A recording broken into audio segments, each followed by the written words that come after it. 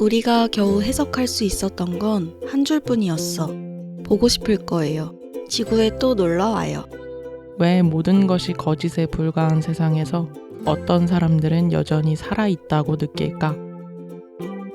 책 한 권으로 어디까지 가는 거예요? 호불호 확실한 여성소사 과몰입단의 재미보따리 김고수 북클럽. 지금부터 시작합니다.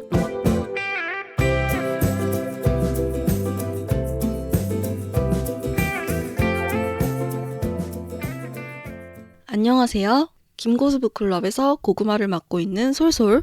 김치를 맡고 있는 탄토입니다. 와. 맞췄다. 오늘 드디어 아, 저희 사랑하는 여자가 너무 많은 것 같긴 한데 그치만 너무너무 사랑해요. 정말 사랑하는 여성 작가님의 책으로 이야기를 해보기로 했죠. 네. 오늘은 진짜 간단하게 근황 한 줄만 나누고 넘어갈까요? 아, 요즘 어떠세요? 요즘 완전 최신 근황. 음. 지금 몸살 감기로 알아 누웠다가 겨우 나왔습니다. 그래서 지금 기침이 계속 나오는데 녹음이 약간 걱정될 정도여서 미룰까 했지만 그럴 수가 없었어요. 우리 준비되어 그죠. 있는 게 많고 욕심부린 게 또 있어서 미룰 수 없어서 그 목소리나 발화가 좀 평소와 달리 뭐라고 해야 되지? 이제 말도 잃은 것 같아요. 혹시 기침 소리나 뭔가 다른 잡음이 좀 들어가더라도 양해를 양해를. 부탁드리겠습니다. 네, 고맙습니다. 소설님이 약간 부상투혼 국대 선수처럼 후. 지금 굉장히 아픈 상태인데 해주고 계시기 때문에 일단은 즐겁게 평소처럼 떠들어 볼게요. 네, 좋아요. 어떻게 지내셨어요, 탄토님은? 저는 더위와 싸우고 있어요, 또.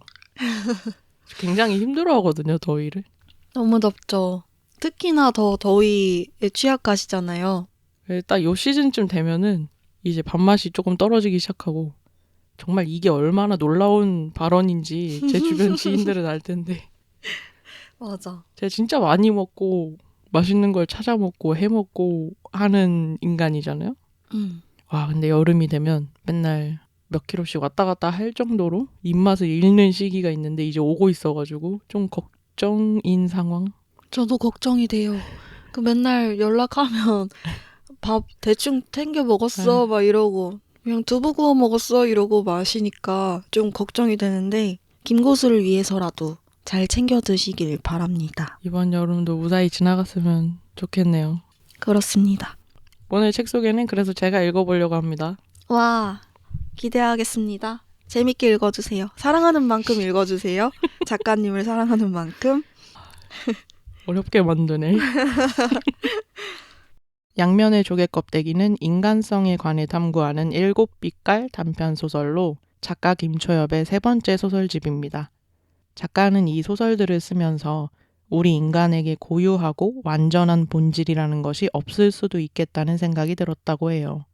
2022년 밀리 오리지널로 발표되었던 단편 수부단위의 여름휴가부터 표제작 양면의 조개 껍데기까지 총 7편의 작품은 인공 피부를 배양하는 피부 관리숍, 다중자아를 지니고 태어나는 존재, 목소리를 가진 사물 등 독특한 소재로 나의 경계를 넘어설 수 있는 가능성을 보여줍니다. 김초엽은 작가 인터뷰에서 다음과 같이 말했습니다. 각자의 경계 밖을 이해하고자 갈망하고 마음을 잘 전달하고 싶어서 고군분투하는 한계가 우리가 지닌 희미한 빛이자 가능성이기도 하지 않을까요? 완전함이 아닌 한계에서 오히려 빛을 찾아내고 이해받기 힘든 존재들을 우리의 세계로 기꺼이 초대하는 작가 김초엽. 이번 13화에서도 열렬한 사랑 고백과 함께 마음껏 즐거워 볼게요. 우와. 우왕! 아, 사랑하는 마음이 느껴졌습니다. 정말 김초엽 사랑단이잖아요. 처음에 제가 탄토님 만났을 때였나요? 그때부터 김초엽 아리를 계속 하고 계셨던 걸로 저는 기억을 해요. 막 이 책도 읽어봐라 저 책도 읽어봐라 하면서 저를 김초엽의 세계로 이끄셨는데 진짜 그때 만나던 모임 사람들한테 대부분 김초엽 작가의 우빛 속 얘기를 관내 분실 얘기를 막 엄청 하셨어. 거기 나오는 막 도서관 이런 거 있었잖아요. 어떤 죽은 사람의 영혼이 다 데이터로 데이터로 남아있는 그런 도서관. 진짜 그 얘기를 엄청 그거랑 감정의 물성. 맞아요. 감정이 돌처럼 손바닥 안에 잡히는 것이었다면. 그 얘기를 진짜 몇 년째 하고 다녀가지고. 이거 우리 1화 여름 언덕에서 배운 것 할 때도 거기 심 옆에다가 감정의 물성 김초엽 이렇게 써놓으셨잖아요. 맞아요. 너무 진짜. 웃겼어요 그때. 진짜 김초엽 사랑단 한지 저는 오래됐는데. 저는 올맞죠. 어. 저는 탄토님을 만났을 때쯤 책을 다시 막 읽기 시작했었을 때라서 김초엽 작가님을 잘 몰랐어요. 그러다가 옆에서 하도 김초엽 이러시니까 도대체 무슨 책이 이렇게 탄토님을 흥분하게 했는가. 그래서 너무 궁금해서 이제 읽어봤는데 그럴만하다. 그럴 수밖에 없었구나. 이렇게 부르짖을 수밖에 없었던 이유를 저도 읽으면서 알게 되었고 전 온실? 지구 속의 온실? 지구 끝에 온실. 지구 끝에 온실. 이름 지구 끝에 온실. 직끝온. 그런 것도 줄여요? 줄이는 게 더 힘든데? 지구 끝에 온실. 맞아. 전 그게 너무 좋았어요. 그 작품이. 투명한 유리도 많네. 또 그 안에서도 계급투쟁이 또 일어나죠. 또 멸망하는 세계 속에서 재건하려는 사람들 이야기. 그쵸. 너무 멋있고. 진짜 어쨌든 네. 김초엽 작가님 최고고 짱이고 사랑합니다. 진짜 사랑하는 작가님이라서 새로운 단편집이 나오고 나서 이 곡 신간 나왔을 때 저한테 선물을 해주셨잖아요. 그쵸. 이거 당장 같이 읽어야만 한다 하고. 그때도 이걸 사면서 우리 긴 곳에서 하자. 사실 저는 일부러 좀 미뤄두긴 했거든요. 그 당시에 딱 읽었을 때 긴 곳에서 막 흥분해서 얘기하는 게 재밌을 것 같아서. 또 저희만의 별점과 한 줄평, 전반적인 감상 얘기를 한번 해봐야 되겠죠. 빼놓을 수가 없죠. 별점이야 무조건 별 5개 아니겠습니까? 그 만점을 드릴 수 있다면 모든 점을 다 드리겠습니다. 별점은 5개였고요. 저의 한 줄평은 다른 껍데기의 우리를 상상해도 좋겠습니다. 라는 한 줄평을 남기겠습니다. 좋죠. 탄토님은 또 알려주시고 우리 나머지 같이 얘기해요. 좋아요. 저도 별은 진짜 50개 줄 수 있으면 50개인데 5개 만점이니까 별 5개고 제 한 줄평은 진짜 이거밖에 생각이 안 났어요. 읽고 나서부터 이 한 줄평을 고민할 때까지 김초엽 작가님 정말 뭐라도 뺏고 싶다. 근데 무슨 마음인지 알 것 같아요. 정말 뭐라도 그녀에게서 빼앗아서 나의 능력으로 삼고 싶다. 너무 멋있죠. 에이. 따라하고 싶은 능력이잖아요. 진짜 이야기꾼 같지 않아요? 저도 진짜 이 소설집을 읽으면서 나도 글을 써보고 싶다. 특히 이런 단편 소설을 좀 써보고 싶다라는 욕구가 들게 할 정도로 글을 너무 맛깔나게 잘 써주셔요.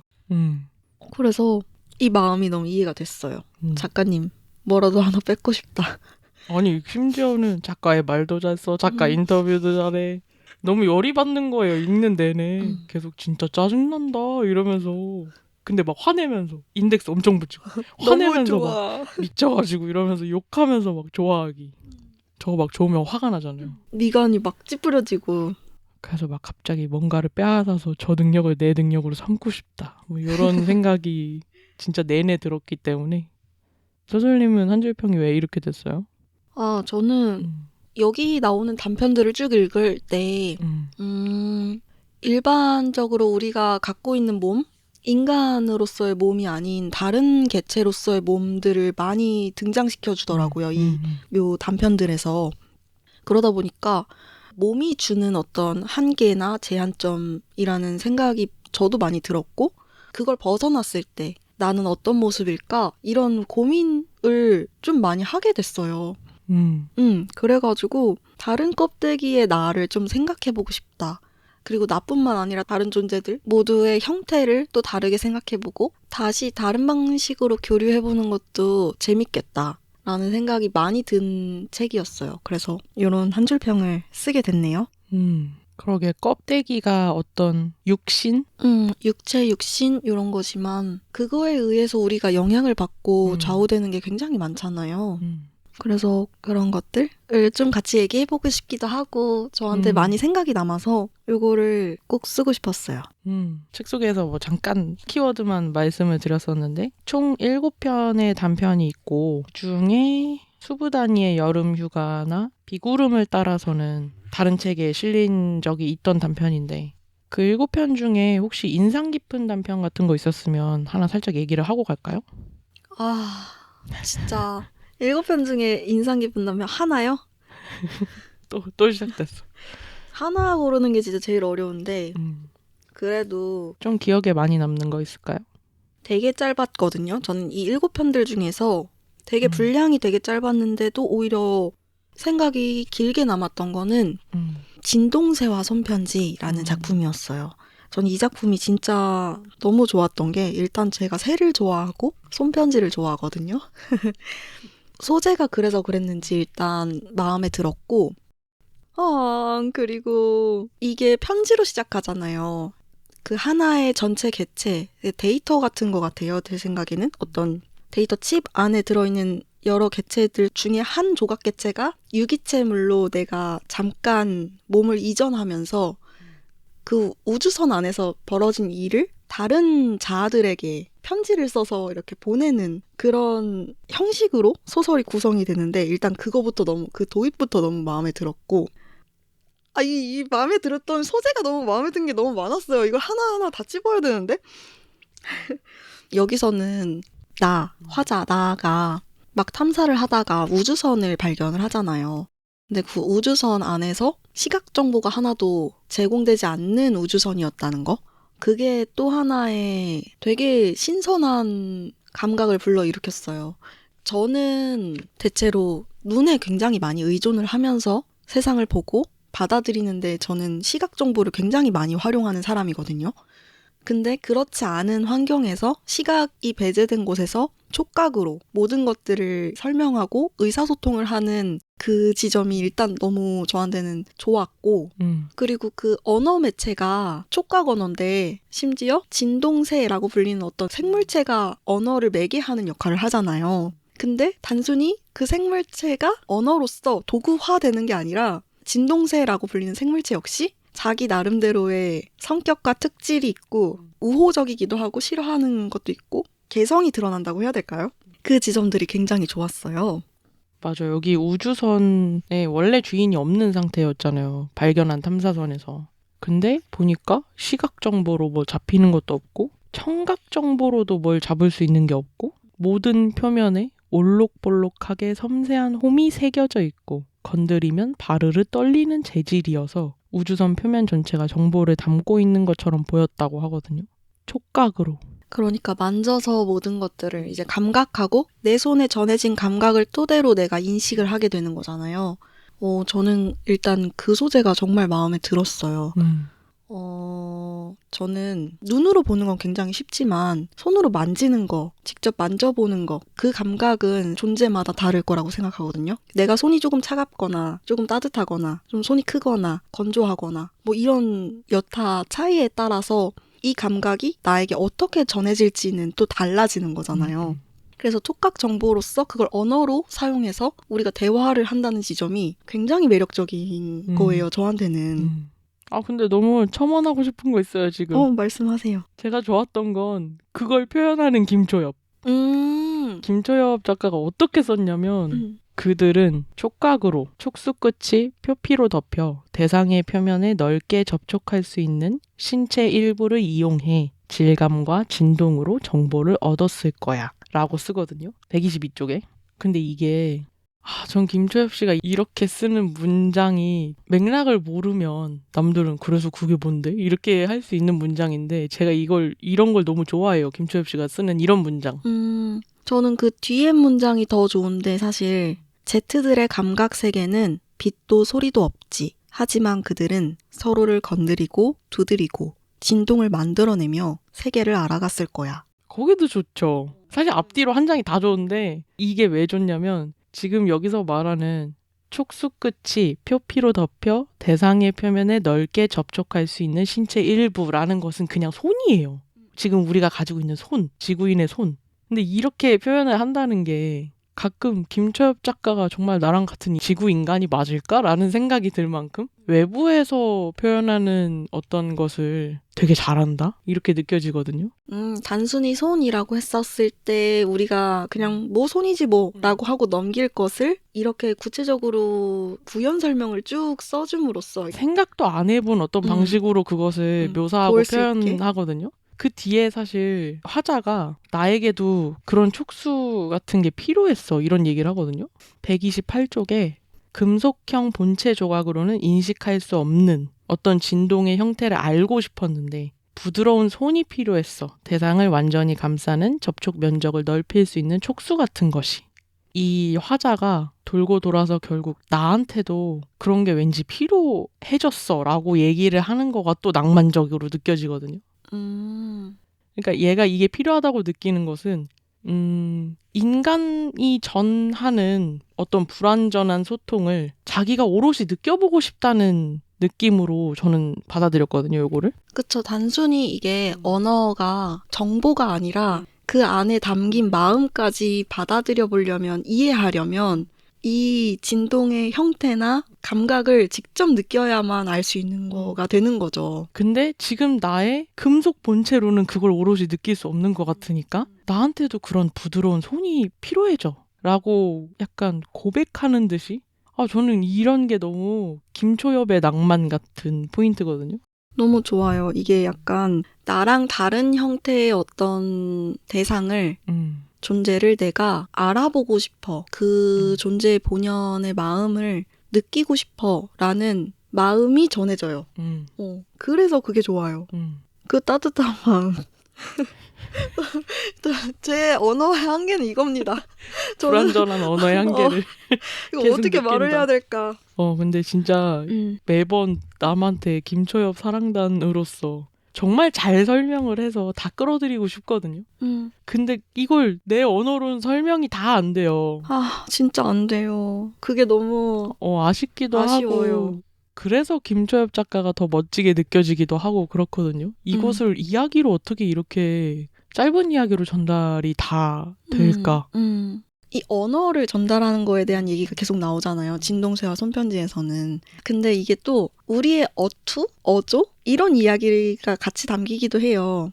마지막 부분에 사실 이 탐사했던 우주선에 주인이 없었던 이유는 이 사람이 누군가를 만나러 가기 위해서 없었던 거잖아요. 근데 그거를 그 어떤 메시지를 전달하기 위해서 진동쇠에게 계속 뭔가 어떤 패턴을 입력을 했는데 같은 패턴이 여러 개 있었지만 형태가 조금씩 달랐고 느낌이 조금씩 달랐다라는 얘기를 한단 말이에요.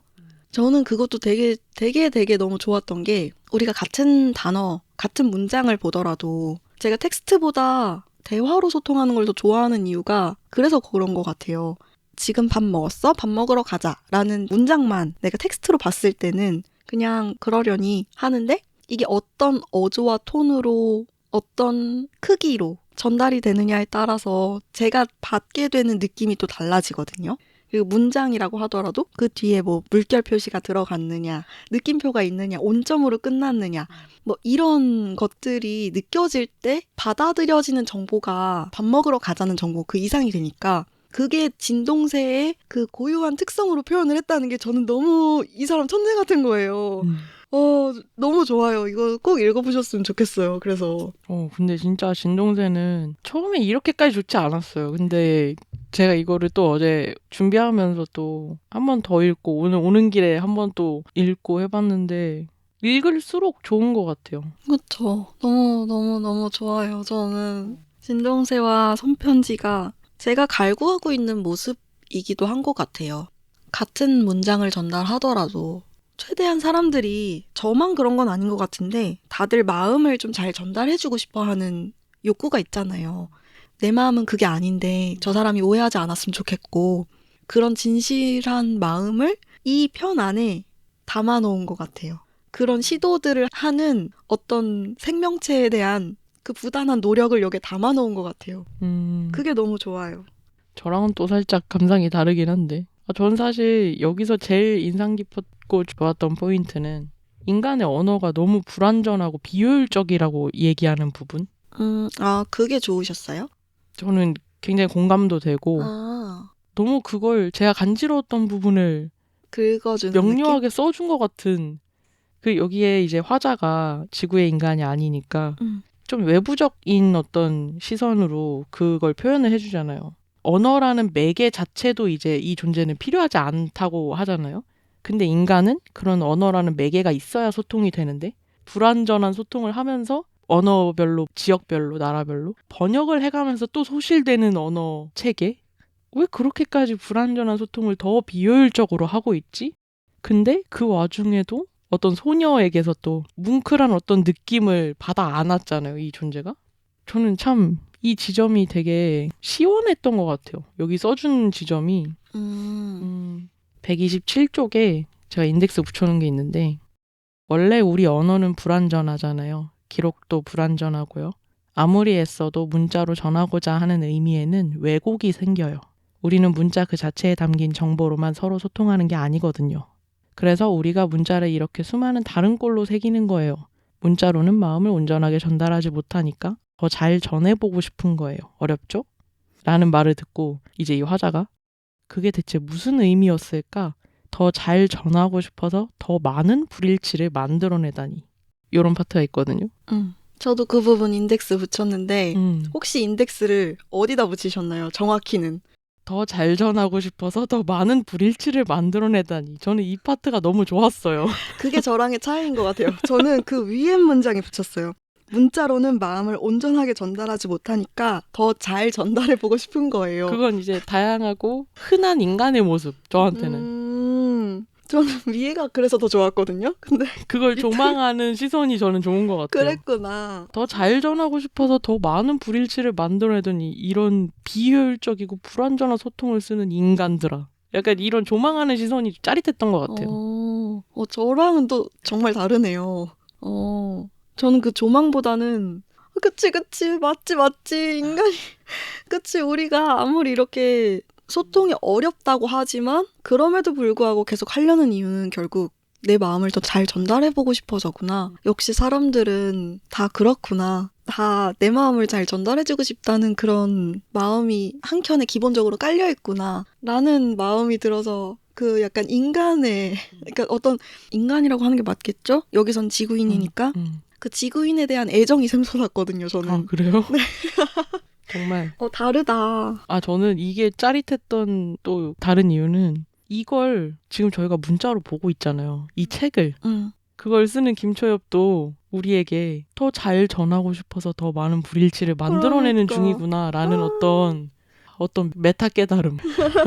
너무 좋다. 조망을 또 조망하는 작가를 조망하는다. 이 느낌이 너무 좋은 것 같아요. 외부에서 어떤 인간을 보는 시선을 이걸 이야기로 이렇게 그 문학을 읽고 있는다. 이 불완전한 문자로, 이 비효율적인 기록으로 이 느낌이 좋은 것 같아요. 그렇게 불완전하면서도 또다시 잘 소통해보려고 하는 우리. 그래서 이 화자가 진동세에 어떻게 보면 조금 납작하게 말하면 진동세에 빠졌잖아요. 신기해하고 연구하듯이 뭔가 먹이를 줘보고 저는 좀 이게 진동세에게서 뭔가를 또 그때 뭉클했던 그 느낌을 또 받아보고 싶은가? 요 생각도 살짝 들었거든요. 진동세를 직접 만지고 부드러운 손으로 만져보고 그러면서 자기도 그 어떤 불완전하지만 인간만이 전할 수 있는 그 느낌을 자기도 느껴보고 싶은가? 그랬을 것 같아요. 왜냐면 그 당시 그 진동세를 만난 게 사실 그 예전에 지구에 놀러 갔었을 때 소녀를 만나면서 소녀한테 느꼈었던 그 어떤 진짜 불완전한 소통체계에서 쓰이는 그 문법이랑도 어긋나 있는 어떤 언어로서 나에게 전달됐을 때 이해할 수 없었는데도 불구하고 느껴졌던 그 감각을 진동세에게서도 느낄 수 있지 않을까라는 기대도 했을 것 같아요. 되게 오늘 다시 읽으면서 또 좋더라고요. 너무 좋죠. 그리고 진동세라는 생물이 언어가 됐다는 게 그것도 저는 되게 좋았거든요. 그러니까 언어가 살아있는 느낌이 들었어요, 저는. 살아있는 매개. 여기서 그런 표현이 나오거든요. 129페이지에 어쩌면 그 형식들은 원래 진동세에 내재된 것일 수도, Z가 완전히 새롭게 만들어낸 것일 수도 있겠지. 아니면 진동세에 내재된 무언가를 Z가 비로소 끌어낸 것일 수도. 저는 이 부분이 언어가 주는 되게 교환하면서 가져오는 그 복잡함 가운데서 다시 새롭게 창발하는 뭔가가 있다는 그 느낌으로 느껴졌거든요.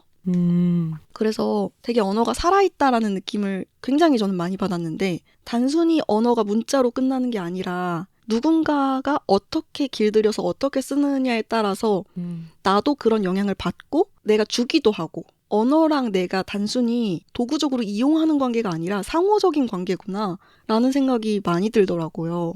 생각해보면 저도 제가 주로 사용하는 단어, 제가 길들여진 걸 수도 있겠죠? 익숙해져서 제가 많이 쓰는 단어가 있고 많이 쓰는 톤이나 어조가 있고 그거를 마치 진동세와의 상호 교류를 통해서 얻어진 것처럼 표현을 하니까 너무너무 좋았어요. 저는 뭔가 이 현실이 반영된 것 같은 느낌이 들 때 되게 좋은가 봐요.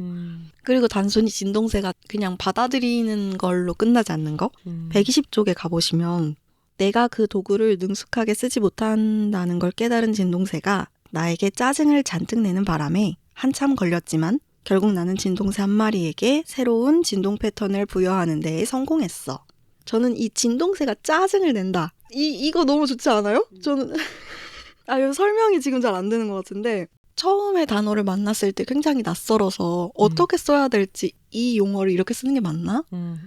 그런 어색한 느낌이 종종 들 때가 있잖아요. 언어를 쓸 때도 그게 되게 진동새로 잘 표현됐다. 진동새가 짜증을 낸다라는 것처럼 해서 잘 표현된 느낌이 너무 많이 드는 거예요. 그래서 이 문장이 너무 좋았어요. 그냥 단순히 내가 이 언어를 쓴다 이게 아니라 얘랑 진동새랑 나랑 맞춰가는 거지, 합을. 이 느낌이 들어서 너무 좋았어요. 좋은데? 너무 얘기 길게 한 것 같으니까 탄토님 인상 깊었던 작품 얘기해주세요. 7편 다 인상 깊었다고 하면 안 되겠지? 돼요. 그럼 우리 7편 얘기해요, 그냥. 그 중에 하나를 뽑아보자면 달고 미지근한 슬픔. 기억에 좀 오래 남았어요. 어떤 부분이 좋았어요? 참 희한한 이유로 좋았는데 단편이 첫 줄에 그렇게 시작하거든요. 새하얀 양봉복은 우주복을 닮았다. 한 번도 이 둘을 연결해보지 못했어요. 근데 생각보다 진짜 너무 닮았어 라고 첫 줄부터 김초엽 짜증나네. 좀 그런 느낌이 갑자기 빡 든 거예요. 그래서 뭐지? 이 느낌 뭐지? 하다 보니까 그냥 순식간에 갑자기 그 진은영 시인 아시죠? 알죠. 오래된 거리처럼 오래된 거리처럼 너를 사랑하고. 그 진은영 시인님 청혼이라는 시에 그 첫 연이 바로 그냥 번개처럼 나는 오래된 거리처럼 너를 사랑하고 별들은 벌들처럼 웅성거리고. 이게 너무 우주 같다고 저 당시에 느꼈거든요. 그 시집을 읽으면서. 갑자기 양봉복이랑 우주복이 철썩 달라붙더니 벌들이 웅웅거리고 웅웅웅웅 하는 어떤 우주적인 느낌과 뭐야? 막 이러면서 미친 거야? 갑자기 첫 줄부터 너무 좋은 거예요. 갑자기 철썩 달라붙으셨군요. 네. 근데 원래 그렇게 연결이 되고 나면 기억에 오래 남는 것 같아요, 저는. 인상 깊었다고 하면 이 단편이 제일 기억에 오래 남았기 때문에. 순전히 첫 줄에서 시작한 인상 깊음이 네. 끝까지 간 거예요? 그게 셌던 것 같아요. 근데 이제 뒤로 갈수록 또 어떤 신기한 세상이 나오거든요, 여기도. 그쵸. 데이터 세계. 그쵸. 이제 신체를 가지지 않는. 실제로 만져지지 않는 신체인 거죠. 여기에 데이터 세계로 이주해서 자신들이 육신을 버리고 양자 큐비트의 세계로 이주한 데이터 정신이라는 말이 나오는데 그런 세상에서 살아있다고 느끼는 게 왜일까를 얘기하는 거예요. 그쵸? 너무 관심이 많은 주제죠 또. 육신이 사라졌다면 나는 죽은 것인가 산 것인가에 대한 질문들도 우리가 좀 여러 차례 했었잖아요. 그리고 죽음이라는 것이 우리가 죽음 이유를 뭐 어디서 증언을 들을 수가 없기 때문에 사실 미지의 세상으로 남아있잖아요, 인간에게는. 어쨌거나 육신의 숨이 끊기고 맥이 멈추면 그것을 우리는 그냥 죽음으로 받아들이고 있잖아요, 지금. 지금 내가 살고 있는 현실이랑 딱 대조되는 지점이라든지 공명하는 지점이라든지가 잘 보여서 기억에 진짜 오래 남았어요. 그 끊임없이 현 존재에 대해서 생각을 한다는 게 저도 인상이 많이 깊었고 제가 인상 깊었던 건 사실 결국 이 사람들도 자신의 신체를 규정해냈구나 였거든요. 고대인들이라고 여기는 표현이 되는데 그러니까 이렇게 서버로 들어오지 않은 실제로 각 개체별 육신을 갖고 있었던 지금의 인간 같은 존재를 고대인이라고 표현을 하는 것 같은데 저는 그 부분이 좋았어요. 290페이지에 그렇지만 우리가 거주하는 몸이 큐비트 결정이라고 해서 우리 몸이 큐비트 결정에만 한정될 필요는 없어요. 고대인들에게도 확장된 신체가 있었잖아요.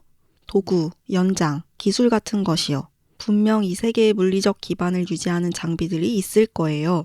라는 부분이 나와요. 그러니까 단순히 큐비트 결정이 곧 나야 라고 생각하는 게 아니라 더 확장된 나를 찾아갈 수 있는 어떤 단초를 단하라는 친구와 규은이라는 그 두 명의 여성이 알아가게 되는 과정을 이게 써준 거잖아요. 저는 그게 되게 좋았어요. 이 신체성, 그러니까 내가 갖고 있는 이 육신이라는 한계를 벗어나서 그 이상을 또 상상해 볼 수 있는 여지를 준다는 점이 저는 좀 굉장히 인상 깊고 좋았거든요. 불확정성에 대한 얘기도 되게 좋았어요. 그러니까 우리가 뭔가를 꼭 정해서 이름 붙이지 않아도 되겠구나. 그런 느낌을 계속 준 것 같았거든요. 아까 말했듯이 내 신체 너머의 나를 확장해 가면서 내가 어떤 존재인지를 알아갈 수는 있겠지만 그거를 뭔가 어떤 이름으로 규정짓지 않아도 된다는 그런 감각을 얘는 계속 준 것 같아요. 그래서 달고 미지근한 슬픔이라고 부르기로 했다. 하지만 그 존재는 뭐 명확히 내가 설명하긴 힘들다. 293쪽에 존재하지만 그 존재를 충분히 설명할 수 없다는 슬픔처럼 저는 이 너무 좋아요. 어떡해요? 292쪽에 괜찮은 문장이 있네요. 그것은 여전히 슬픔과 같은 이름을 가질 수도 있겠지만 이전과 같은 슬픔은 아닐 것이다. 되게 이 단편 전체가 제가 느끼는 지금 현대 인간 세상이랑 비슷해요. 어떤 점에서요? 259쪽에 몰두는 규칙이다. 몰두는 이 세계가 마치 물리적 현실인 것처럼 살아가는 행위다. 몰두는 이 세계가 거짓이라는 사실에서 모른 척 눈을 돌리고 모두가 그러기로 합의하는 것이다. 고대인들이 모든 인간은 죽는다는 사실을 알면서도 매분 매초 죽음의 무게에서 눈 돌리며 살아갔던 것처럼 저는 지금 제가 사는 세상이 어떤 미친 몰두를 하고 있는 세상같이 느껴지거든요. 진짜요?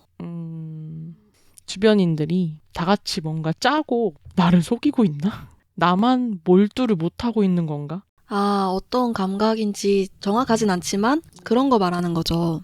다들 주식에 미쳐가지고 혈안되어서 정확해요. 그런 느낌이 자주 들어요.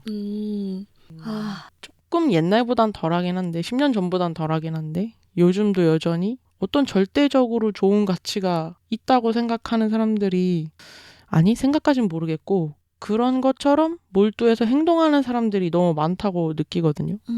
실제로 세계가 그렇게 굴러가는 것처럼 마치 그게 진짜 진리인 것처럼 구는. 그래서 나만이 이 세상에 지금 이 책에 따르면 몰두를 나만이 못하고 있는 건가? 아니 저도 그런 면에서는 저도 그래요. 오히려 저는 어떻게 생각하냐면 왜 저 거짓에 다들 놀아나고 있지라는 생각을 하는데 이것도 또 오만한 생각일 수 있겠죠? 근데 대충 무슨 느낌인지 알겠죠? 네, 어떤 느낌인지 알겠어요. 그래서 배경 설정이 너무 신기하고 흥미로웠어요. 정말. 되게 현실감이 있게 느껴지는데 사실 현실과 전혀 먼 세상이잖아요. 어떻게 이렇게 딱 대비를 할 수 있게 썼을까, 단편을. 그러니까요. 진짜. 그 등장인물 이름 적은 것도 진짜 대박인 것 같은 게 다나랑 규은이 막 찾아다니다가 결국 엄청나게 몰두하면서 살아있음을 느끼는 존재들을 막 찾아다니잖아요. 그러다가 어떤 가설들을 세우는데 뭐 고통을 느끼는 사람들이 몰두하는 사람일 것이다. 아니면 어떤 생명의 군집을 보는 것에서 어떤 살아있음을 느끼는 걸 거다. 막 이러다가 결국 그 가설들이 다 폐기되고 나서 고민을 하다가 다나가 어떤 고고학자를 찾아간단 말이죠. 그 막 도박과 환락의 세계에서 고대인들의 데이터를 수집하던 역사학자를 찾아가는데 그 고고학자의 이름이 뭔지 기억나세요? 오연?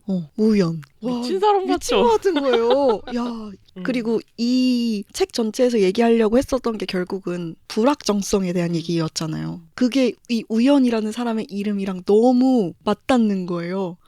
나 너무 소름 돋는 거예요. 그래서 저 너무 좋았어요. 그래서 그게. 그런 것도 좋았죠. 여기에 갑자기 좀 되게 좋은 느낌을 주는 게 있었는데 갑자기 좀 되게 좋은 느낌? 뭘까? 우연이라는 역사학자 처음 만났을 때 당신들 얘기 들었습니다. 대체 뭘 찾는지는 모르겠지만 뭔가를 찾아 세계 곳곳을 들쑤시는 두 여자가 있다고요. 라고 말을 했거든요. 네. 아, 재밌겠는데? 그냥 갑자기 되게 흥미도가 올라가는 뭐라 하죠? 이 별말이 아닌데 사실 맥락 속에서 그렇게 큰 말이 아닌데 근데 전체 구조가 어쨌거나 규은이랑 단하랑 연구를 하러 뭔가 진짜 세계 곳곳을 들쑤시러 다니면서 숨겨진 비밀을 찾아 헤매는 것 같은. 이 세계에 몰두를 하고 있고 뭐 몰두를 못하는 어떤 불순분자가 있고 뭐 이런 느낌으로 서술이 되잖아요. 그리고 그걸 우리가 좀 파헤쳐 보겠다. 근데 이렇게 세계 곳곳을 들쑤시는 두 여자? 나도 끼고 싶은데? 약간 이런 좋은 느낌. 맞아. 저도 같이 끼고 싶은데? 이런 생각 진짜 이런 많이 게 했어요. 되게 좋았어요. 할 얘기 많으니까 이제 넘어가 볼까요? 아쉽다. 얘기 더 하고 싶은데. 사실 한 편당 한 2시간씩 할 수 있죠. 네, 아니 여기 나오는 아니다. 그럼 멈출게요, 아니다. 진짜. 우리 할 게 많아요. 나중에 또 한 번 다시 할까요? 약속해요, 꼭. 좋아요. 네. 앞으로도 어쨌거나 김초엽 작가 얘기는 계속 해야 되기 때문에 우리 그 얘기해야 돼요. 수부단이의 여름 휴가. 이 얘기 빼놓을 수가 없습니다. 꼭 해야죠. 이게 제가 몇 년째 좋아하는 거라. 처음에 이걸 읽었을 때 음. 진짜 충격이었어요. 이걸 이렇게 쓴다고? 음. 이 사람 진짜 김초엽 작가님 진짜 상상력의 끝이 어딜까? 우주 같은 게 아닐까? 맞아. 너무너무 궁금해요. 전개 자체가 그 수부단이의 여름 휴가에서 솜솜 피부 관리숍, 되게 특이한 피부 관리숍이 등장을 하잖아요. 너무 가보고 싶더라고요. 성수동 어딘가 있을 것 같고. 하필 또 성수동에 있다고 하니까. 그러니까 진짜 거기에 뭐 설명 같은 게 나와 있는데 성수동 버드나무 거리 입구, 재료와 표면, 인간 본질의 상호 관계를 탐구함, 실험적 피부 개선 및 관리 지향, 파트타임 가능, 인공장기 및 오가노이드 배양 경험자 우대. 요런 수상한 인력 구하는 글을 딱 어디서 마주치고 이제 화자가 거기서 일을 하게 되는데 그런 피부 관리숍이 실제로 존재하면 시술을 받는다 안 받는다 이런 얘기도 해보고 싶고 너무 재밌겠다. 그리고 사실 여기에 출판사 책 소개에도 되게 자주 등장하는 문장이 있는데 15쪽 인간의 재료가 달라진다면 인간과 세계의 상호작용도 바뀌지 않을까? 우리가 매끈한 가죽과 살을 가진 존재가 아니라 까끌까끌한 털로 뒤덮인 존재라면 혹은 석고처럼 단단해 보이지만 잘 부스러지는 존재라면 인간의 부드럽고 말랑말랑하고 매끈한 피부는 인간의 본질에 얼마나 많은 영향을 미치고 있을까? 이런 얘기도 좀 자세히 해보고 싶어요. 연장되는 이야기 같아요. 육신을 가진 개체들, 자기의 신체의 어떤 소재, 재질 이런 게 나의 어떤 행동 양상이나 언행에 얼마나 영향을 끼치는지 본질이란 게 있다면 그 본질에는 얼마나 영향을 끼치는지 일단 실제로 피부 관리숍이 있어서 정말 여기 나오는 것처럼 피부를 내가 원하는 어떤 개체의 피부로 이식받을 수 있다면 시술 받아요 안 받아요? 해. 이거 무료로 해주시는 거예요? 뭐 그런 거 생각하지 말고 받아본다 아니다. 전 근데 받고 싶어요. 어떤 걸로 받아볼지도 혹시 상상해 보셨어요? 해봤죠. 일단 탄토님 답변도 일단 듣고 그 다음에 알려드릴게요. 저도 받아볼 거예요. 아 진짜요? 저는 제가 요즘 수영을 계속해서 그런지 돌고래 피부 있잖아요. 그 매끈매끈하고 방수될 것 같은 피부. 그 피부 갖고 싶고 지느러미 달고 싶고 꼬리 달고 싶어요. 아가미도 있으면 편할 텐데. 너무 좋겠다. 목 쪽에 이렇게. 약간 그렇게 하고 싶어요. 그 피부로 느꼈을 때 물속에서 어떻게 느껴질지가 너무 궁금해요. 제 지금의 이런 머리카락도 없애고 싶고 너무 거슬리거든요. 이게 수모를 계속 써야 되고 그리고 이 머리로 열이 계속 오니까 덥기도 하고 답답한데 저는 물속에서 지내는 게 참 좋은데 요즘 정말 단단히 빠졌군요, 수영에. 좋은데 그러면은 내가 아예 피부를 그렇게 바꾸고 호흡 체계도 그런 식으로 바꿀 수 있다면 여긴 지금 피부 이식만 할 수 있지만 그래 피부 이식이라도 일단 그렇게 하면 느낌이 너무 달라질 것 같은 거예요. 그래서 그게 너무 기대되기도 하고 헤엄도 잘 칠 수 있을 것 같고 그래서 해보고 싶어요. 하고 싶어요. 당장. 꼬리도 달고 싶고 지느러미 달고 이렇게 하면은 사실 헤엄칠 때 얼마나 편하겠어요. 내가 지금 하는 것보다 배로 잘 나갈 텐데. 그쵸. 이것마저 굉장히 다르군요, 저랑. 그래요? 저는 시술을 받고 싶은데 네. 상상을 해봤어요. 깃털을 가지고 싶을 때가 있거든요. 제가 평소에 화려한 색상을 별로 안 좋아하는데 맨날 무채색만 입고 다니시죠? 진짜 화려한 앵무새 깃털 피부를 갖고 싶거든요. 굳이 피부를 이식받아 본다면. 그래서 진짜 맨몸으로 다녀도 팔색조처럼요? 진짜 아니 한 18색조. 진짜 엄청 화려해가지고 왜 막 남미에 있을 것 같은 갈라파고스 섬에 제일 해 잘 드는 자리에만 있을 것 같은 되게 화려한 깃털 피부를 갖거나 아니면 저희 집에 순덕이가 털이 굉장히 보송보송도 아니에요. 약간 포송포송한 되게 푹신하고 되게 보들보들한 털이거든요. 그런 피부를 좀 가져보고 싶어요. 털이 되게 뒤덮여 있는. 그러면은 머리카락이 온몸에 뒤덮여 있는 것 같은 느낌일 거잖아요. 아 근데 머리카락으로 상상하면 약간 이상한 게 머리카락이 전 되게 두껍고 거칠거칠해서 되게 보드라운 고양이의 어떤 말랑한 피부? 털로 막 푹신푹신하고 덥긴 하겠지만 그냥 그런 피부를 가지면 내가 좀 성격도 온순했을 수 있지 않나? 그 순덕이의 성격이 온순하던가요? 뭐 그렇진 않아요. 문제는 그렇진 않아요. 근데 지금보다 내가 좀 덜 예민할 수 있지 않을까? 조금 더 보들보들하고 네. 폭신폭신하고 주변 존재들이 닿았을 때도 좋아할 만한 그런 느낌을 갖고 싶은 거예요? 좀 여기에 뽀송뽀송하고? 수부단이 거기에도 곰인형처럼 이렇게 말랑하고 뭔가 털로 뒤덮인 피부라면 뭐 이런 상상이 살짝 나오잖아요. 그런 상상을 해봤었던 것 같아요. 내가 만약에 고양이처럼 저렇게 보들보들 푹신푹신한 털을 온몸에 가진 그런 존재였다면 지금보단 덜 예민할 수 있을 텐데. 순전히 나의 예민함이 제일 우선시되어서 결정하게 된 거예요? 그리고 남들도 나에게 덜 예민할 것 같고. 보들보들하니까. 일단 고양이를 만지면 기분이 괜찮아지거든요. 맞아. 그래서 남들도 나에게 기분이 좀 괜찮게 대해줄 것 같고. 보들보들한 존재가 돼보고 싶은 욕망이 있나 봐요. 그렇구나. 되게 화려하거나 되게 보들보들하고 그런 피부를 한번 가져보고 싶어요. 그럼 막 18색조가 되면 옷 아예 벗고 다닐 거예요? 그럼요. 진짜? 그럼요. 색깔 어디서부터 어디까지 다르게 할 건데요? 그러니까 막 색깔도 내 마음대로 할 수 있을 거 아니에요. 이제 깃털이 있을 거면 심을 수 있으니까. 부위별로 색을 다르게 하고 싶은 건지 아니면 막 이렇게 다 섞고 싶은 건지 저 그런 것도 궁금해요. 그냥 랜덤으로. 저는 푸른색 계열을 좋아하니까 뭐 그런 색 계열로 그냥 랜덤으로 그냥 빠짐없이 그냥 빽빽하게 아주 화려하게. 진짜. 와, 저 그렇게 이식하시면 꼭 알려주세요. 만나러 가고 싶다. 그러면 좀 내 성격도 변할 수 있을까? 뭔가 저는 저에게서 탈피하고 싶은 것 같아요. 탈피라는 단어가 또 피부 얘기를 하다 보니까 지금 좀 약간 다른 느낌으로 다가오는데 탈피를 해보고 싶은 것 같아요. 지금의 저한테.